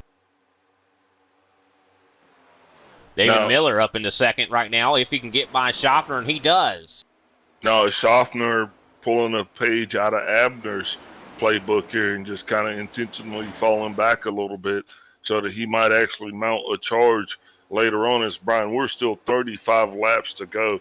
That's about the longest stint that these guys have run thus far tonight. Should this thing continue under green flag conditions, also to note that the 15 car, and that is going to be the car belonging to Chad Sullivan, is also down on pit road. So it looks like some green flag stops are underway at the moment. As Chad Sullivan, like you said, probably down pit road. Might have even been because of that previous accident, possibly, as the pack is really starting to catch up to Derek Heitman. He has got to be feeling probably the sweat starting to beat up on his neck and on his brow at the moment. As here comes David Miller to the inside, going to be trying to see if he can't take the lead from Pasalacqua. Josh Schaffner goes with him, and the slide job is complete as the 21 leads his first lap here. But I don't think he's going to lead too many more if Josh Schaffner has his way. Interesting that Schaffner actually slid back and now kind of bounced back forward again. Of course, Schaffner definitely a guy that's really good with the strategies and stuff like that. I mean, he's that guy that will let you go, or he'll be able to maintain that gap. He knows exactly what he needs to do to make sure he's in the lead when it comes to that point where you have to be. Of course, a lot of these guys probably can make it to the end on fuel, but their tires are going to be quite burned up by the time they get there. So I wouldn't be surprised if some of these guys are saving their tire right now, just kind of cooling them down, not pushing it as hard as they could be. One of those drivers is going to be the 44 of Abner Acosta. As you look now, he is all the way back in 14th. Yep. Just got done, I do believe, battling with the 22, as he's now going to go to the inside of the 9 of J.C. Evans. Not sure how the 22 is out there. I mean, his car must be made out of titanium. Yeah, we're definitely going to have to check that car after the race, just considering how hard of a lick he took to the front end from Darren Mullins. But these cars are tough. They are very tough, except for their weakness, their vulnerability is that toe link. It's very easy to break that thing. I mean, that was he T-boned him at like at least 100 miles an hour. Yeah, 100%. Bet the airbag's definitely deployed, right? Oh yeah, 100%. 24 now, though. Kenny Powell has taken the lead from David Miller as they still close in on Derek Heitman. Heitman praying, I'm sure, for a caution to come out because he would be the lucky dog. I think he would still be the lucky dog even if these guys pass him. But that would keep, if he goes a lap down here, he will not get back on the lead lap if caution comes out. Yeah, but the question is going to be, will he go peacefully? I don't think he will. I don't think he wants to go a lap down. He understands that this could be the death nail in his race if he goes another lap down here. But I'll tell you what, he's got some guys that are hungry right behind him that are going to be coming up on him. I don't think he's going to have much of a choice. Well, he had a fast car, so maybe he'll be able to insert himself into the draft of the lead pack and be able to just kind of race his way back into this thing. Get out front, stay out front. He's definitely going to have to hope so. He's going to have to hope that he can stay on at least just one lap down or, you know, like you said, just at least stay in this pack. That way if something does happen, he still has the opportunity to get a lap back. Of course, won't get him on the lead lap, but if another caution comes out after that, he could possibly get back on the lead lap. Brandon Pasolaco, though, fighting hard, I do believe, with Josh Daniels, as you see Chris Johnson thinking about possibly going through the middle, decides against it as he works with his teammate Greg Wachinski. There's a lot of racing going on. A lot of guys hanging out back here mid-pack, Brian, somewhere between, I say, 10th and 16th. A lot of smart guys back there hanging out, so it kind of leads me to wonder maybe there's a strategy that's brewing back here. Matt DeCiani, he's just back here just kind of picking dandelions. You know what I mean? Just really not drawing any attention to themselves, just out here drawing a paycheck. I think these are the guys to kind of watch. Even Ryan Strunk is kind of falling back here with these guys. Yeah, and like I said, I think they're saving tire. I think that's definitely what they're kind of doing right now, and they're going to definitely engage at some point as we're verging on 25. Oh, problems. Greg Carr, big accident. Wow. And that's going to change everything. The 10 of Blair Holloman and Greg Carr with huge contact. This is something that we're usually guaranteed green flag pit stops in ISCA. So this is definitely something that's a little out of character for us. Oh, unfortunate. Greg Carr, I don't think that was his fault at all. That looked like the 41 of Matthew McMeekin got into the outside wall, bounced off of it, and came down and just hit the 25. Of course, Blair Holloman was kind of in the way as well. Unfortunate that both of those drivers just kind of had no choice in the matter. Let's take another look. Yeah, like you said it 100% correct. I mean, Matthew McMeekin just kind of gets up there up against the wall. You see he gets loose there. And once he makes contact with the wall, I mean, it was just... Yeah, he should have stayed up there. A lot of drivers make that mistake once you get in the wall. You want to get out that wall, so you turn the wheel a little too hard, and then you're taking somebody else with you. That looked like a Bubba turn. Yeah, it kind of did, didn't it? You talking about Larson whenever he turned, or whenever Bubba turned Larson? I ain't dropping situations. I was just dropping names. You just dropped a name, Big Al. Don't try to... You said it. Yeah, I said I dropped the name, not the situation. But yeah, you're absolutely correct.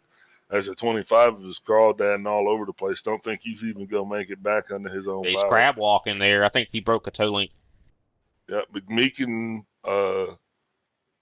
magic flag. Greg Carr, magic flag.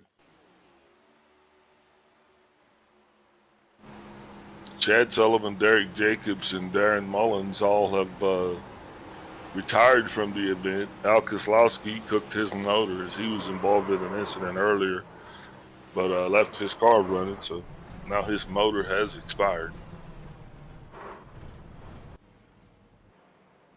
Yeah, and now 25 laps to go. Everybody comes down, gets another set of good years, and it's going to be a dash for the cash, Brian. Yeah, everybody came down, I do believe, except for Greg Wachinski. 20 laps on his equipment.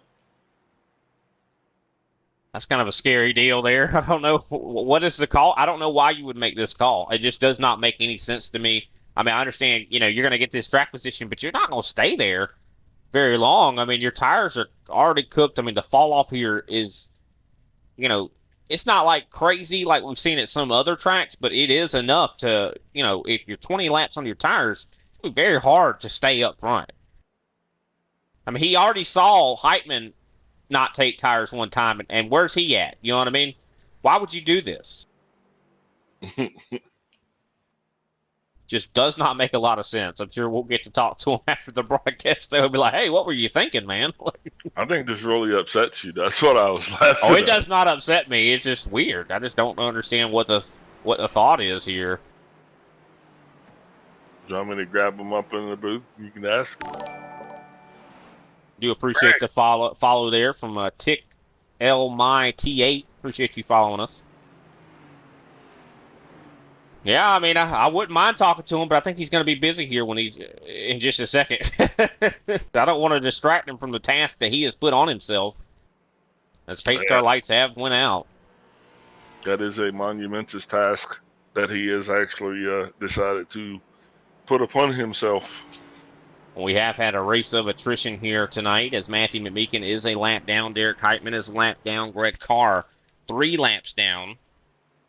So a lot of drivers not going to be too happy here, and this is not the race you want to have a bad day, just considering we are only 2 races into the Super Cup season.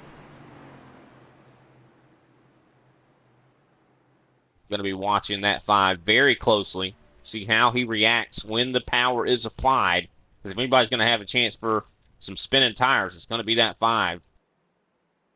Better pray he's not starting in first gear, because he's going to spin that car out.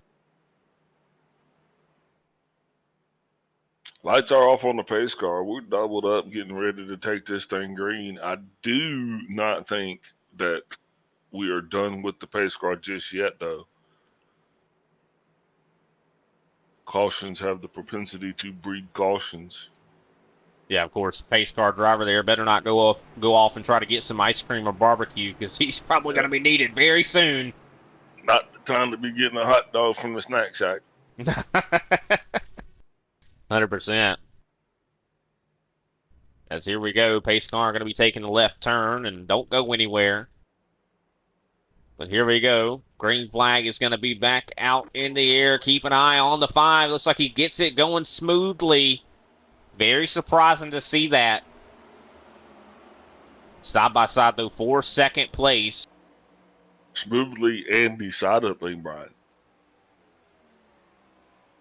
Yeah, looks like this is looking a lot like what we saw with Heitman. These guys were able to make it work for a couple laps, but it seems like, I don't think he's going to make it work for near as long as Heitman did, because here comes Schochner with a huge head of steam with David Miller in tow. And he goes, the 99 goes hard right into the wall. Chris D. Johnson getting his name really mentioned on the broadcast. For whatever reason, he was gumming around the turn right there, Brian, and she just hooked on him, and then for at that instant, he was along for the ride. Yeah, absolutely destroyed is the front end of that race car. You can see the tire is not even touching the ground here. Let's take a look back.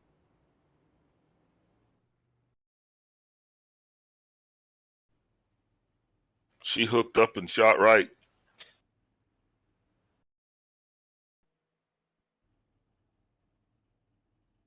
Having a little bit of an issue here. Oh, well.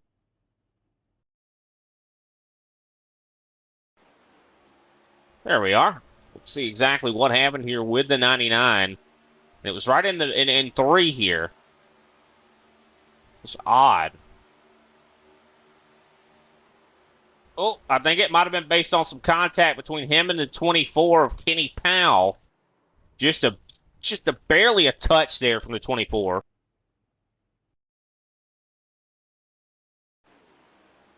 Take another look at this and look at this 24 here. There's a little contact on the entry to 3 that I think unbalanced that 99. Here comes the Kenny Powell to the inside, and boop, just a little touch. And it just unsettled the car, and when the loads reached a certain level, That car was not gripping anymore and right out into the outside wall. Hard lick for Chris Johnson. Pretty much going to take his ability to win this race away. Yeah, we'll just say ouch. That was definitely an ouchie. Derek Heitman, the recipient of the waiver round, I do believe that is going to put us with 19 cars on the lead lap.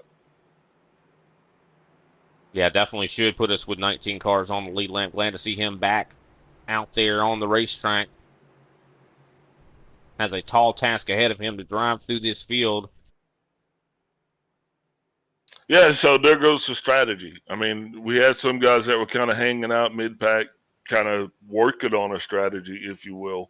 Cautions kind of alleviate strategy, and it just kind of puts it back down to just a crapshoot, if you will. And still looks like the decision made from Greg Wachinski is going to stand. He is going to stay out, I do believe, here. As Josh Schaffner leads. Yeah, the difference here is he doesn't control the start. Yeah, so I think he's going to be under probably even more pressure here. I just don't get it. Go down pit road. Get a set of tires, man. You know? He's going to control the launch of the outside row. So everything that he does is going to echo through eternity all the way. It's going to reverberate all the way down the backside of that run right there. Yeah, everybody on the top side definitely going to be probably wanting to migrate their way to the bottom as quickly as they possibly can to try to get by that car that's on the older tire. Heitman's got to get a boogie on if he wants to keep on the lead lap here.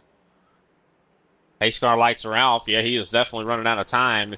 Better get caught up to this pack. See, he's about 38 seconds back right now. He's just coming off of pit road. He's gonna definitely. I don't know if he's gonna have time. I think he might barely have enough time to catch up to this pack.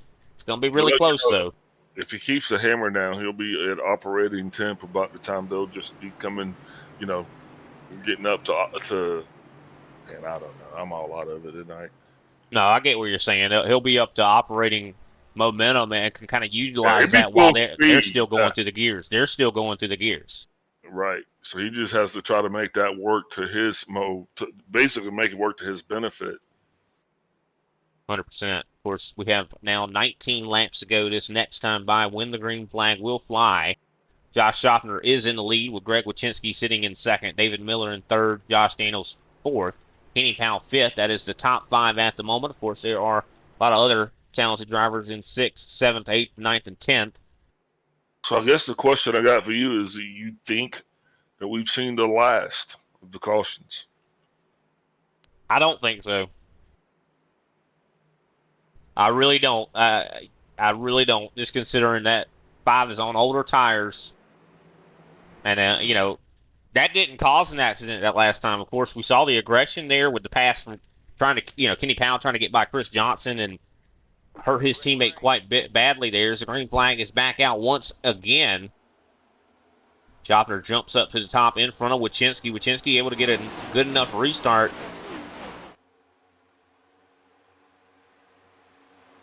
Here comes Josh Daniels. Going to be riding around right on the top to see if he can't make the position here on the 5.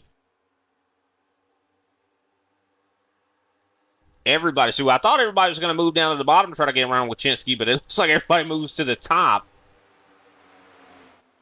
Yeah, that makes it even more difficult for him because the harder line to run is that bottom line once you're on older tires. You're 100% right, Big Al. That is very, very, very true. The 66 of Shane Parrish there really kind of got tricked up a little bit, caused Jose Acosta to kind of have to tap dance around him. Now he's got her back in the win. The 22, though, still right in it. Scott Nashon. Here he comes as he is battling with Greg Wachinski. 3 wide as Brandon Pasalacqua goes underneath Kenny Powell. Powell had a little bit of contact there with the 0-7. I think Powell's been really aggressive out here tonight. He could see that W as we see the 6 of Brandon Pasalacqua moves up in front of Ryan Strunk. Schaffner still leads as we now have, I do believe, 17 laps to go.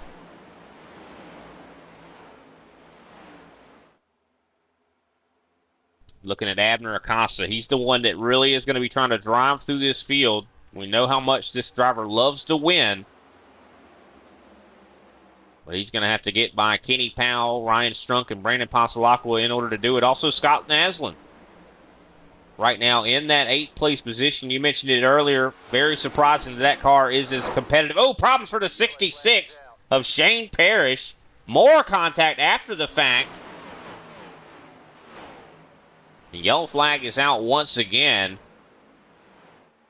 Yeah, this is very... Take another look back at this here. These guys are being very, very aggressive around this track here. As here's kind of where it all broke out.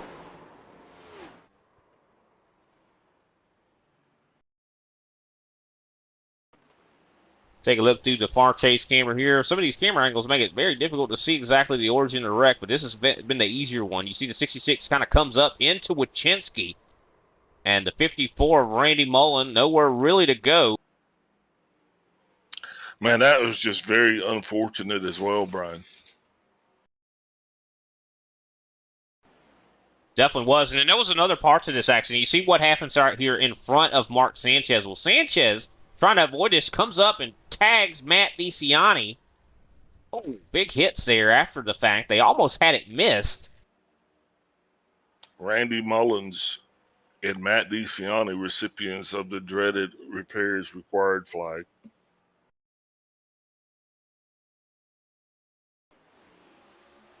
Definitely going to be some more attrition setting in here. Look back at this accident once again. You see how deep the 66 was going there. It just kind of went up, got a little tight on exit, was not able to hold it down there, got up into Greg Wachinski, and the 54 had nothing. There was nothing he could have done.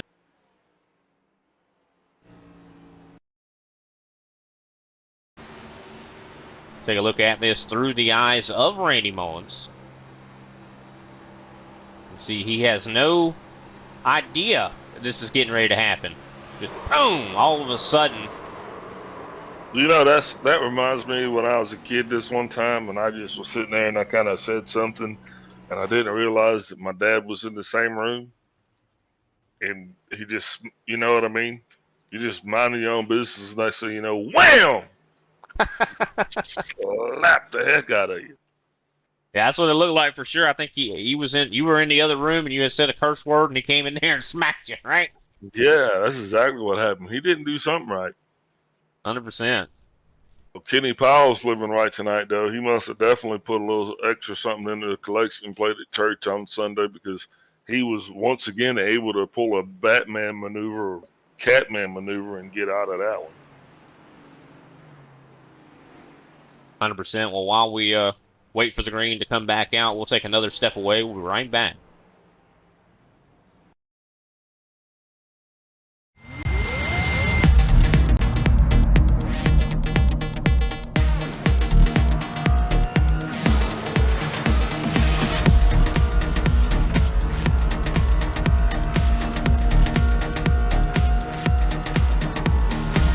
No matter how you eat it. So you can fold it or not. But I ain't gonna lie though, I fold it. Get a New York style pizza from Papa John's. Better ingredients, better pizza.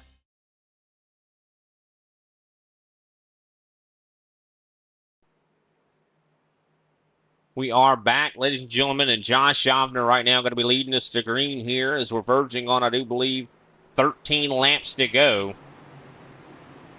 And I think I just saw during our commercial break, Matt DeCiani actually take a tow. Our pole sitter is now 1 lap down. So definitely unfortunate there for him. I do believe only 20 drivers remain on the lead lap at the moment out of the 27 that started this race. And the green flag is going to be back out in the air. Problem, someone down in the grass. That's Brian Johnson there in the 4 car. I think he did that on purpose. Yeah, I think he's just trying to get out of the way. It's kind of scary. I thought he maybe had some wheel spin, but I think that was according to what he wanted to do there. But I think he sees something in the tea leaves, Big Al. I think he sees somebody else maybe wrecking here. and he don't want to have no part of it. Yeah, Jose and Abner are both working together here in the rear. What a recovery for Abner, or for Jose, I should say, right? I mean, Jose was outside of the top 20 for a lot of this race, is now up into, I do believe, 8th. Still unknown who's going to be able to win this race as we see Josh Daniels jumps up to the top. Trying to see if he can't get by Josh Schaffner.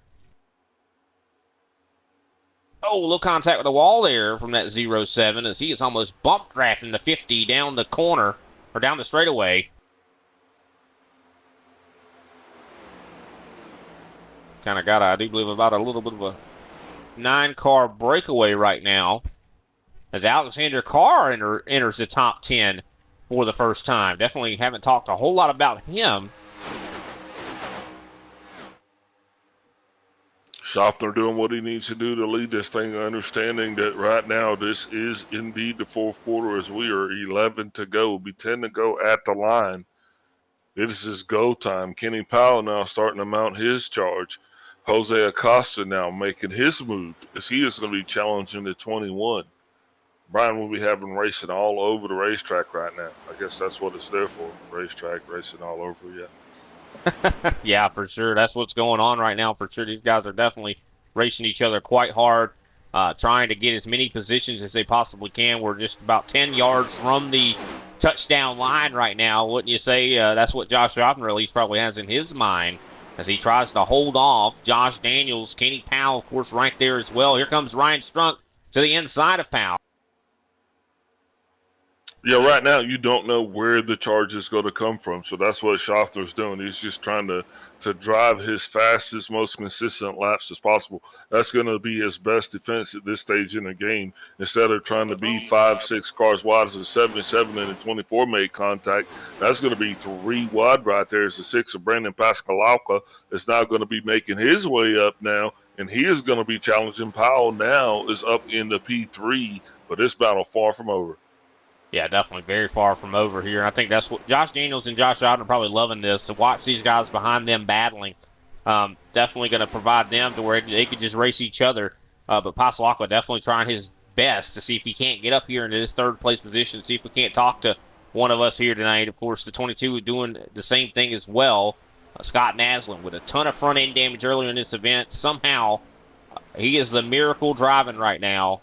Would that car still even be able to turn lamps out here?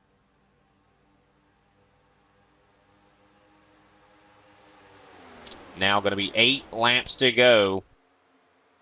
And this thing is flying right on by. Who is going to be able to win it? As Josh Schaffner goes all the way down to the bottom.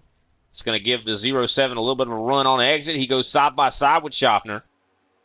Yeah, but I don't think Joshua Daniels is ready to just give up just yet. I think he is just getting started.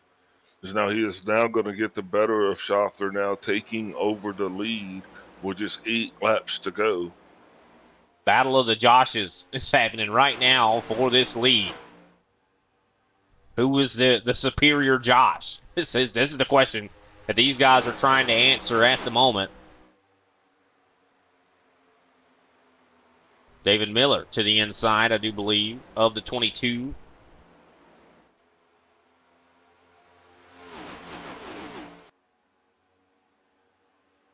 Can Daniels hold on to this lead? I think a lot of it, just like in super speedway races, I don't know if this is the point I want to be in the lead. I want to be in the lead coming out of 4. I don't, Yeah, but I don't know if it's his lead to hold on to be honest with you. With 7 laps to go, I think this script has kind of already been written. We're just right now watching it come and unfold in the later stages. Abner Acosta to the inside of David Miller. Really was putting a lot of side draft on that race car. These guys are close, almost touching. Kenny Powell trying to battle with Josh Schaffner right now. He goes to the bottom. He's going to try to, I do believe, push Schaffner possibly around Daniels. We definitely need to see that 22 car. Bring that thing over for inspection. Yeah, been looking really good. A lot of fast cars here tonight, for sure. I've been very impressed with the amount of pace that all these drivers have been able to show out here on the racetrack. Of course, Brian Johnson on that start.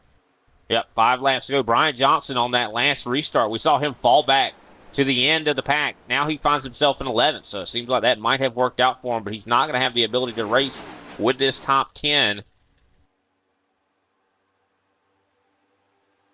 Still battling. Schaffner, of course, has taken the lead back from Daniels. But it is not over in the slightest, as here comes Kenny Powell to the inside of Daniels. Oh, contact, the 22 and the 77.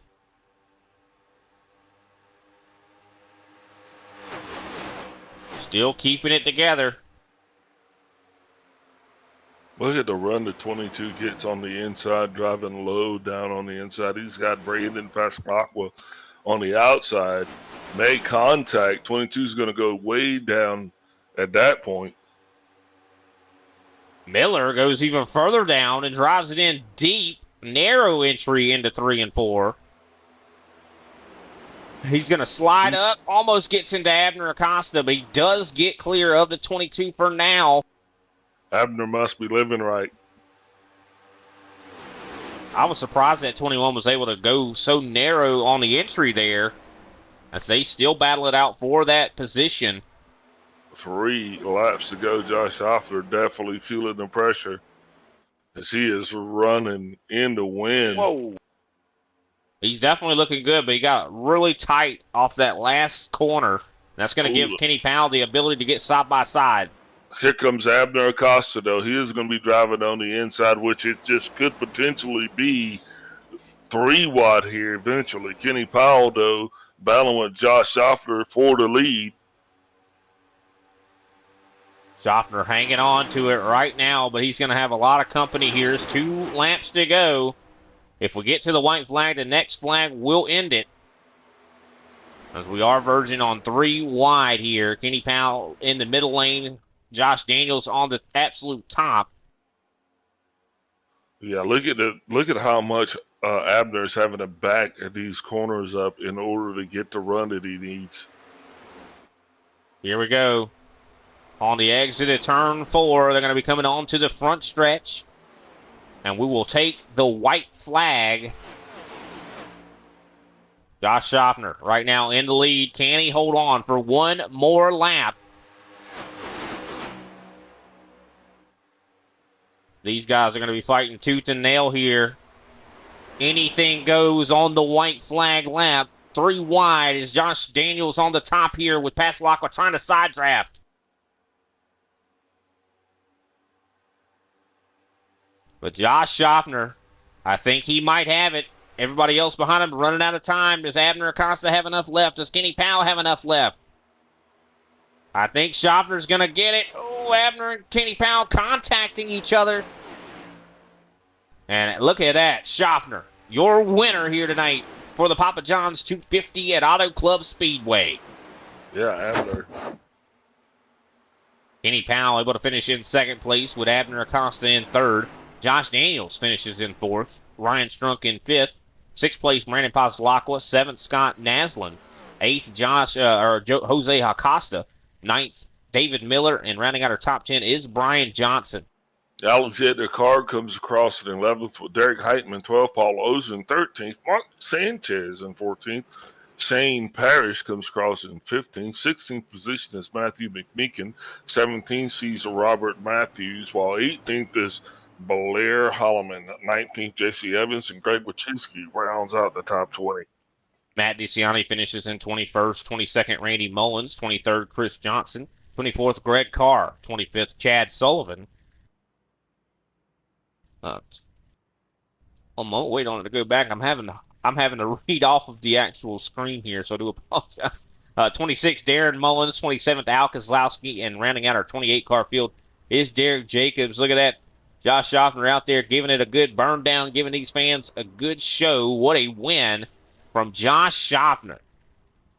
The Iceman able to get another win on the Cup Series season. Now this is his first win in the Super Cup. We're going to go ahead and take a step away. We'll be right back, and we'll be able to talk to our top 3.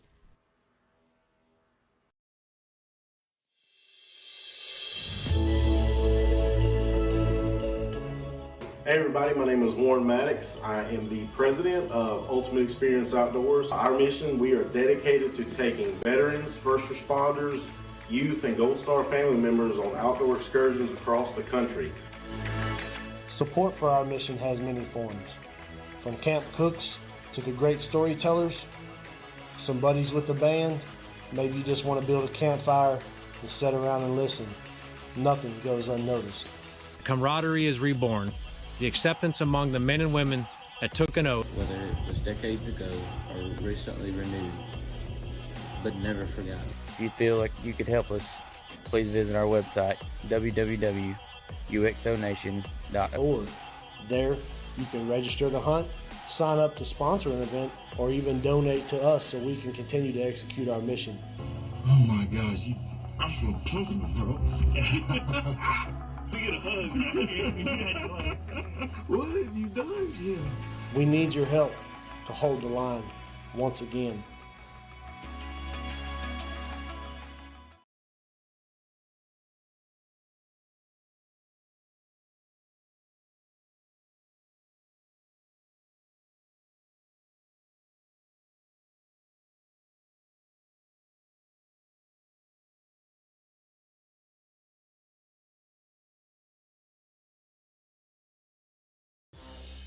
Woo! Papa John's just took their fresh, never frozen dough and hand stretched it into thin, oversized New York-style slices.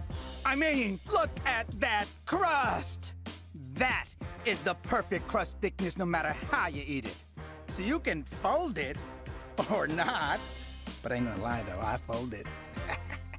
Get a New York-style pizza from Papa John's. Better ingredients, better pizza.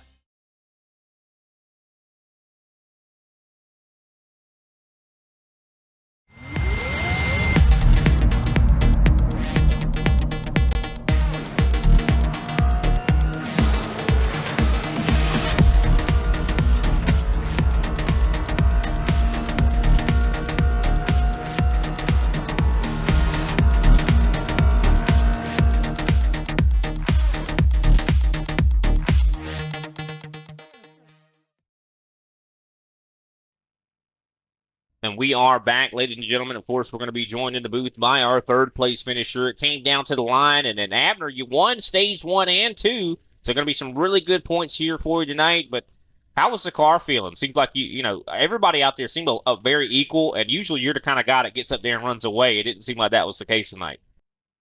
Yeah, I mean the car felt really good. This track, it's a draft track, so I think I was able to run away pretty decently on round 1 and 2, but I tried saving tires on the last stint or the last stage, and just the cautions just kept coming out, and I just kept losing spots. Like I think I went all the way down to 14th, and it's just trying to make all those positions back up. Just ran out of time pretty much, but it was a really fun race.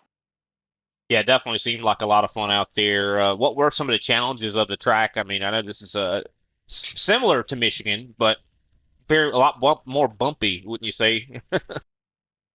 I didn't really have a lot of trouble with the bumps or anything like that. It's just passing. Like even if, for example, at the end there, I would maybe gain 2 positions on the inside, and then everybody would stack up on the outside, and they're just like freight train you pretty much. So it's just hard to pass without whoever you're racing with making a mistake or getting loose on the turn. And it's easy to burn your stuff up if you don't realize it. So, and if you save, you get passed by everybody. So you kind of just have to. I think that the hardest part is just picking a pace that you want to run, and kind of not lose too many spots. But as far as how the racetrack felt, it felt great with the TWR setup that I used today. 100%. I do believe next week we're going to be heading to Las Vegas. How do you feel about that one versus Auto Club? I definitely like Vegas more than Auto Club. I do enjoy the draft race, how it is here, but I think I like more tire wear and things like that. So we'll see how that works out. So tire wear didn't seem to be a big deal. I mean, because it didn't seem like some guys were able to stay out and still hold position for a few laps. Did you think it should have been meant more possibly? Here it definitely mattered, but everybody's pretty much stacked up. Like in stage 1 and 2, I was able to just save, and then by like 20 laps, you will be able to just get to the front and just get away. I think I put like, I mean, and when in this track, when I say get away, it's you're pulling like half a second. You're not pulling seconds on people, but um, you can definitely save. But just to save, you have to just go so slow, and then you can just run out of time. So yeah. Well, definitely awesome performance. So, who can we give a shout out to after this third place finish? Yeah, I want to shout out Pandereta Racing Team, ISI Elite Training, TWRS for providing the setup, and the league, ISCA, and you guys for broadcasting. Thank you. All right. Well, thank you, Abner, and look forward to seeing you next week, bud. All right. See you. All righty. That was Abner Acosta. Next up is going to be the man that's on the camera right now, Kenny Powell. Second place. I bet you didn't want to get second. You look like you had the car to possibly win this thing. Yeah, I was hungry. I didn't want to finish second here, but man, it was a fun race. Just a couple frustrations throughout the race, and just started way back in the back, and had a bunch of battles to get to the front, and just didn't quite get it done. Yeah, definitely weren't able to just quite get it done, but still going to be a awesome points night for you. I mean, you were up in the top 5 all night long. So did you prepare a lot for this race? Is Auto Club a track that you seem to do well at? I always seem to run well here. I don't particularly like the track too much. There's too much room for incidents, late calls, late 3-wide calls, and just spatial awareness that I don't think a lot of people have. So it causes issues. So for that reason, I don't really care for it, but I always do run well here. So I'm glad I at least got the podium finish, and I'm ready to move on though. Well, definitely a little bit sad though, considering this is probably going to be the one of the last times we're going to see this track out there. Are you excited to see what the future for this track is when it transitions to that short track? Yeah, I love short tracks. So the rumor, the thought, I'm not sure exactly where that stands, but my belief is they're going to do a half-mile track somewhere between what Martinsville is and what Bristol is, and if that's the case, that man, I can't wait to see it. I'm looking forward to it. 100%. Definitely love your optimism for sure. Of course, next week we're going to Las Vegas, 1.5 mile, a little bit shorter than this place, but probably acts a lot similar, I'd say, to a track like Auto Club when it comes to how important the draft is. How you feel about Vegas? Are you excited? Yeah, Vegas. I do like Vegas. Is one of my favorite mile and a half. So definitely looking forward to that, and think I'll be close to where I am now at the end. Well, definitely love that. So, as Big Al would always say, of course, he's not feeling too well tonight. So, where do you predict? You said you could maybe a second place run, or you gonna win that one? I'm going to try my damnedest to get it done, but I'll, predicting podium. That's a little cocky, but so I'll just say I hope to run well in the top 10 and hopefully at least the top 5. All right, Kenny. Well, we definitely appreciate your time and great job on the second place finish. You led 14 laps, and I think you started in 18th, so you're probably, I think, the biggest mover here tonight, possibly, if not the biggest mover, close to the biggest mover. Who can we give a shout-out to after this fantastic race for you tonight? Yeah, absolutely. Kenny Copeland, TWRS, started this week with his set, and man, it is a rocket ship, and I've had great success with it. So kudos to him and that group. They're putting out good sets all the time, and of course, my team G&G, all of us guys race good together, and we've just had a ball this week. So it seems fitting that we had a 1-2 finish here. Yeah, that's definitely another big accomplishment, of course, who we're going to talk to next. I mean, you guys finishing 1-2. It's got to feel really good to see that you guys are moving in the right direction. Well, thanks for your time, Kenny, and hopefully we'll see you in Victory Lane next week. All right. Thank you.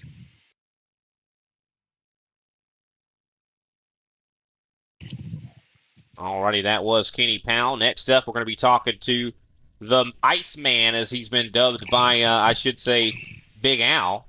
How you doing, Josh? I mean, big win here tonight. I mean, you ran up front all night long. Of course, there was a lot of talent and I'd say competition out there. How confident were you? What was the fact, or I'd say the need that you had to win? Like, what were some of the keys, I should say, to this victory here? Yeah, coming to the race, knew I had a good car. Similar to Kenny, we'd been really strong all week in the A Opens and NIS. So, but it's really tough to race here. You don't get a lot of breaks. You're going to be in tight packs. You're going to be bumper to bumper, three wide. People on your rear quarter, and you have to drive aggressive. And it's really hard. You want to save, but you got to be aggressive. And I know there were some cars like Admiral that were really fast in the long run, but it's such a trade off of how much can you give up versus have there. But yeah, strategy was to be aggressive all night, try to keep the car up front and have clean air as much as you can, and just avoid the pack. Overall really clean race, but it's challenging when you're back there mid pack, and it was nice to be up front all night and not have to maybe deal with some of the heavy traffic.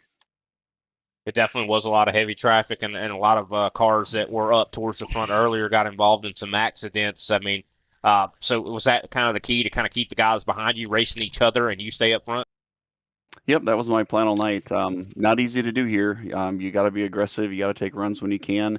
Even the teammates, we try to work together as much as we can, but sometimes it's really hard when other drivers got runs on you. But yeah, the game plan worked out. Kept the car towards, I think, really in the top 5 all night, or even top 3, and yeah, it just paid off. But yeah, just a stressful race. It's white knuckle every lap out there. Yeah, it definitely seemed like it was for sure. But that corn makes you big and strong, right? Absolutely, Pioneer Corn always does. 100%. So you led 47 laps. Definitely a great show. You started in third, so probably didn't have the best qualifying, but I mean, still third. Definitely a good place to start. A lot of competition out there. A lot of guys that were really, really fast. Congratulations on the big win here. We got Las Vegas going to be coming up here next week with this kind of momentum. I mean, do you see yourself doing well? I mean, it seems like this is the momentum's definitely carrying on as the Super Cup season goes on. Yeah, sure hope so.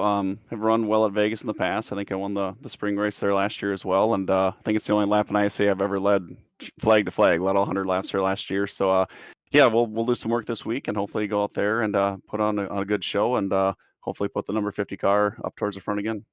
Now, that is quite the accomplishment, leading flag to flag in an ISCA race. I mean, maybe at a road course, it wouldn't be as big of a deal, but like when you're at a mile and a half, that's quite tricky to do. I mean, I think you're going to have a really good shot at it. I think all the other guys are probably going to be a little bit worried now hearing that stat.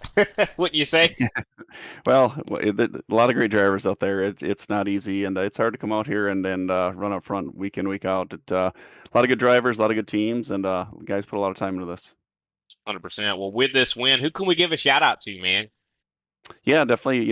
Always want to thank my wife, my daughter, for giving me the time on Thursdays, and yeah, I want to thank the ICA and all the work that Kenny Powell does for the league. Brian, you, and Alan LeBooth, we appreciate your guys' time commitment every week, and definitely want to thank Butt Kicker and really a shout out to all the drivers tonight. We had a really big field tonight. Great to see guys coming out and running with us, and thought everyone did a really great job. Considering how tough this place is and the tight quarters. Overall, yeah, we had a few cautions here and there, but still a pretty clean race overall. Want to thank the guys at G&G. I owe Kenny Powell a big one there. Without that bump at the end, I don't know if I could have pulled it off, so I owe him a big one. And TWRS, huge shout out to Kenny Copel and that group. I've been running the set that they put out, haven't made a change to it all week, so go out there and get that and put your car up front as well. And always want to thank the sponsors, Smith Farms, Pioneer, and just always want to thank our farmers and ranchers across the country that work so hard to put food on the table all the time. So big shout out to them as well. Yeah, definitely. That final one, very important. We got to eat for sure. Well, we thank you for your time, Josh, and congratulations once again. And hopefully we'll see you next week up here in the top 3. Appreciate it. That was Josh Schaffner, our winner here tonight. Led 47 laps on the night, and of course is going to be helping himself out quite a lot in the points. Of course, ran up front all day, and hopefully he'll get some good stage points. Hopefully, I think everybody that finished up in the top 3 is going to get some really good stage points. Of course, mentioning last week, we saw Josh Daniels able to do very well in the stages and didn't even win the race, but still the points leader coming in here tonight. And I think we're going to see a whole another points leader here after this one. Can't wait to see who that's going to be. But we definitely appreciate everybody out there tuning in. Also want to give a big shout out to Big Al. I know he wasn't feeling very well here tonight, but definitely want to wish him well, and hopefully he starts to feel better and get some good rest. Of course, can't do it without him. Can't do it without all the guys that here in the ISCA that competed. Big shout out to everybody that showed up here tonight. A huge field, phenomenal racing, 3 or 4 wide. I mean, probably one of the best races we've had all year long, and then can't wait to see what Vegas looks like. So we definitely appreciate everybody out there tuning in. If you enjoyed the show here tonight, make sure you give us a like and subscribe, and tune in this coming Saturday, 9:15 p.m. Eastern Standard Time. We're going to be back here at Auto Club, and probably going to be just as exciting with a little bit of a different cast of characters. Of course, the race is actually going to be going green a little bit after 9:30, but make sure you tune in. Of course, you want to keep track of the Thursday series. Tune in on Thursday, same time, and we'll have these same guys out there, and we'll be at Las Vegas. But thanks, everybody, for watching, and we'll see you next time.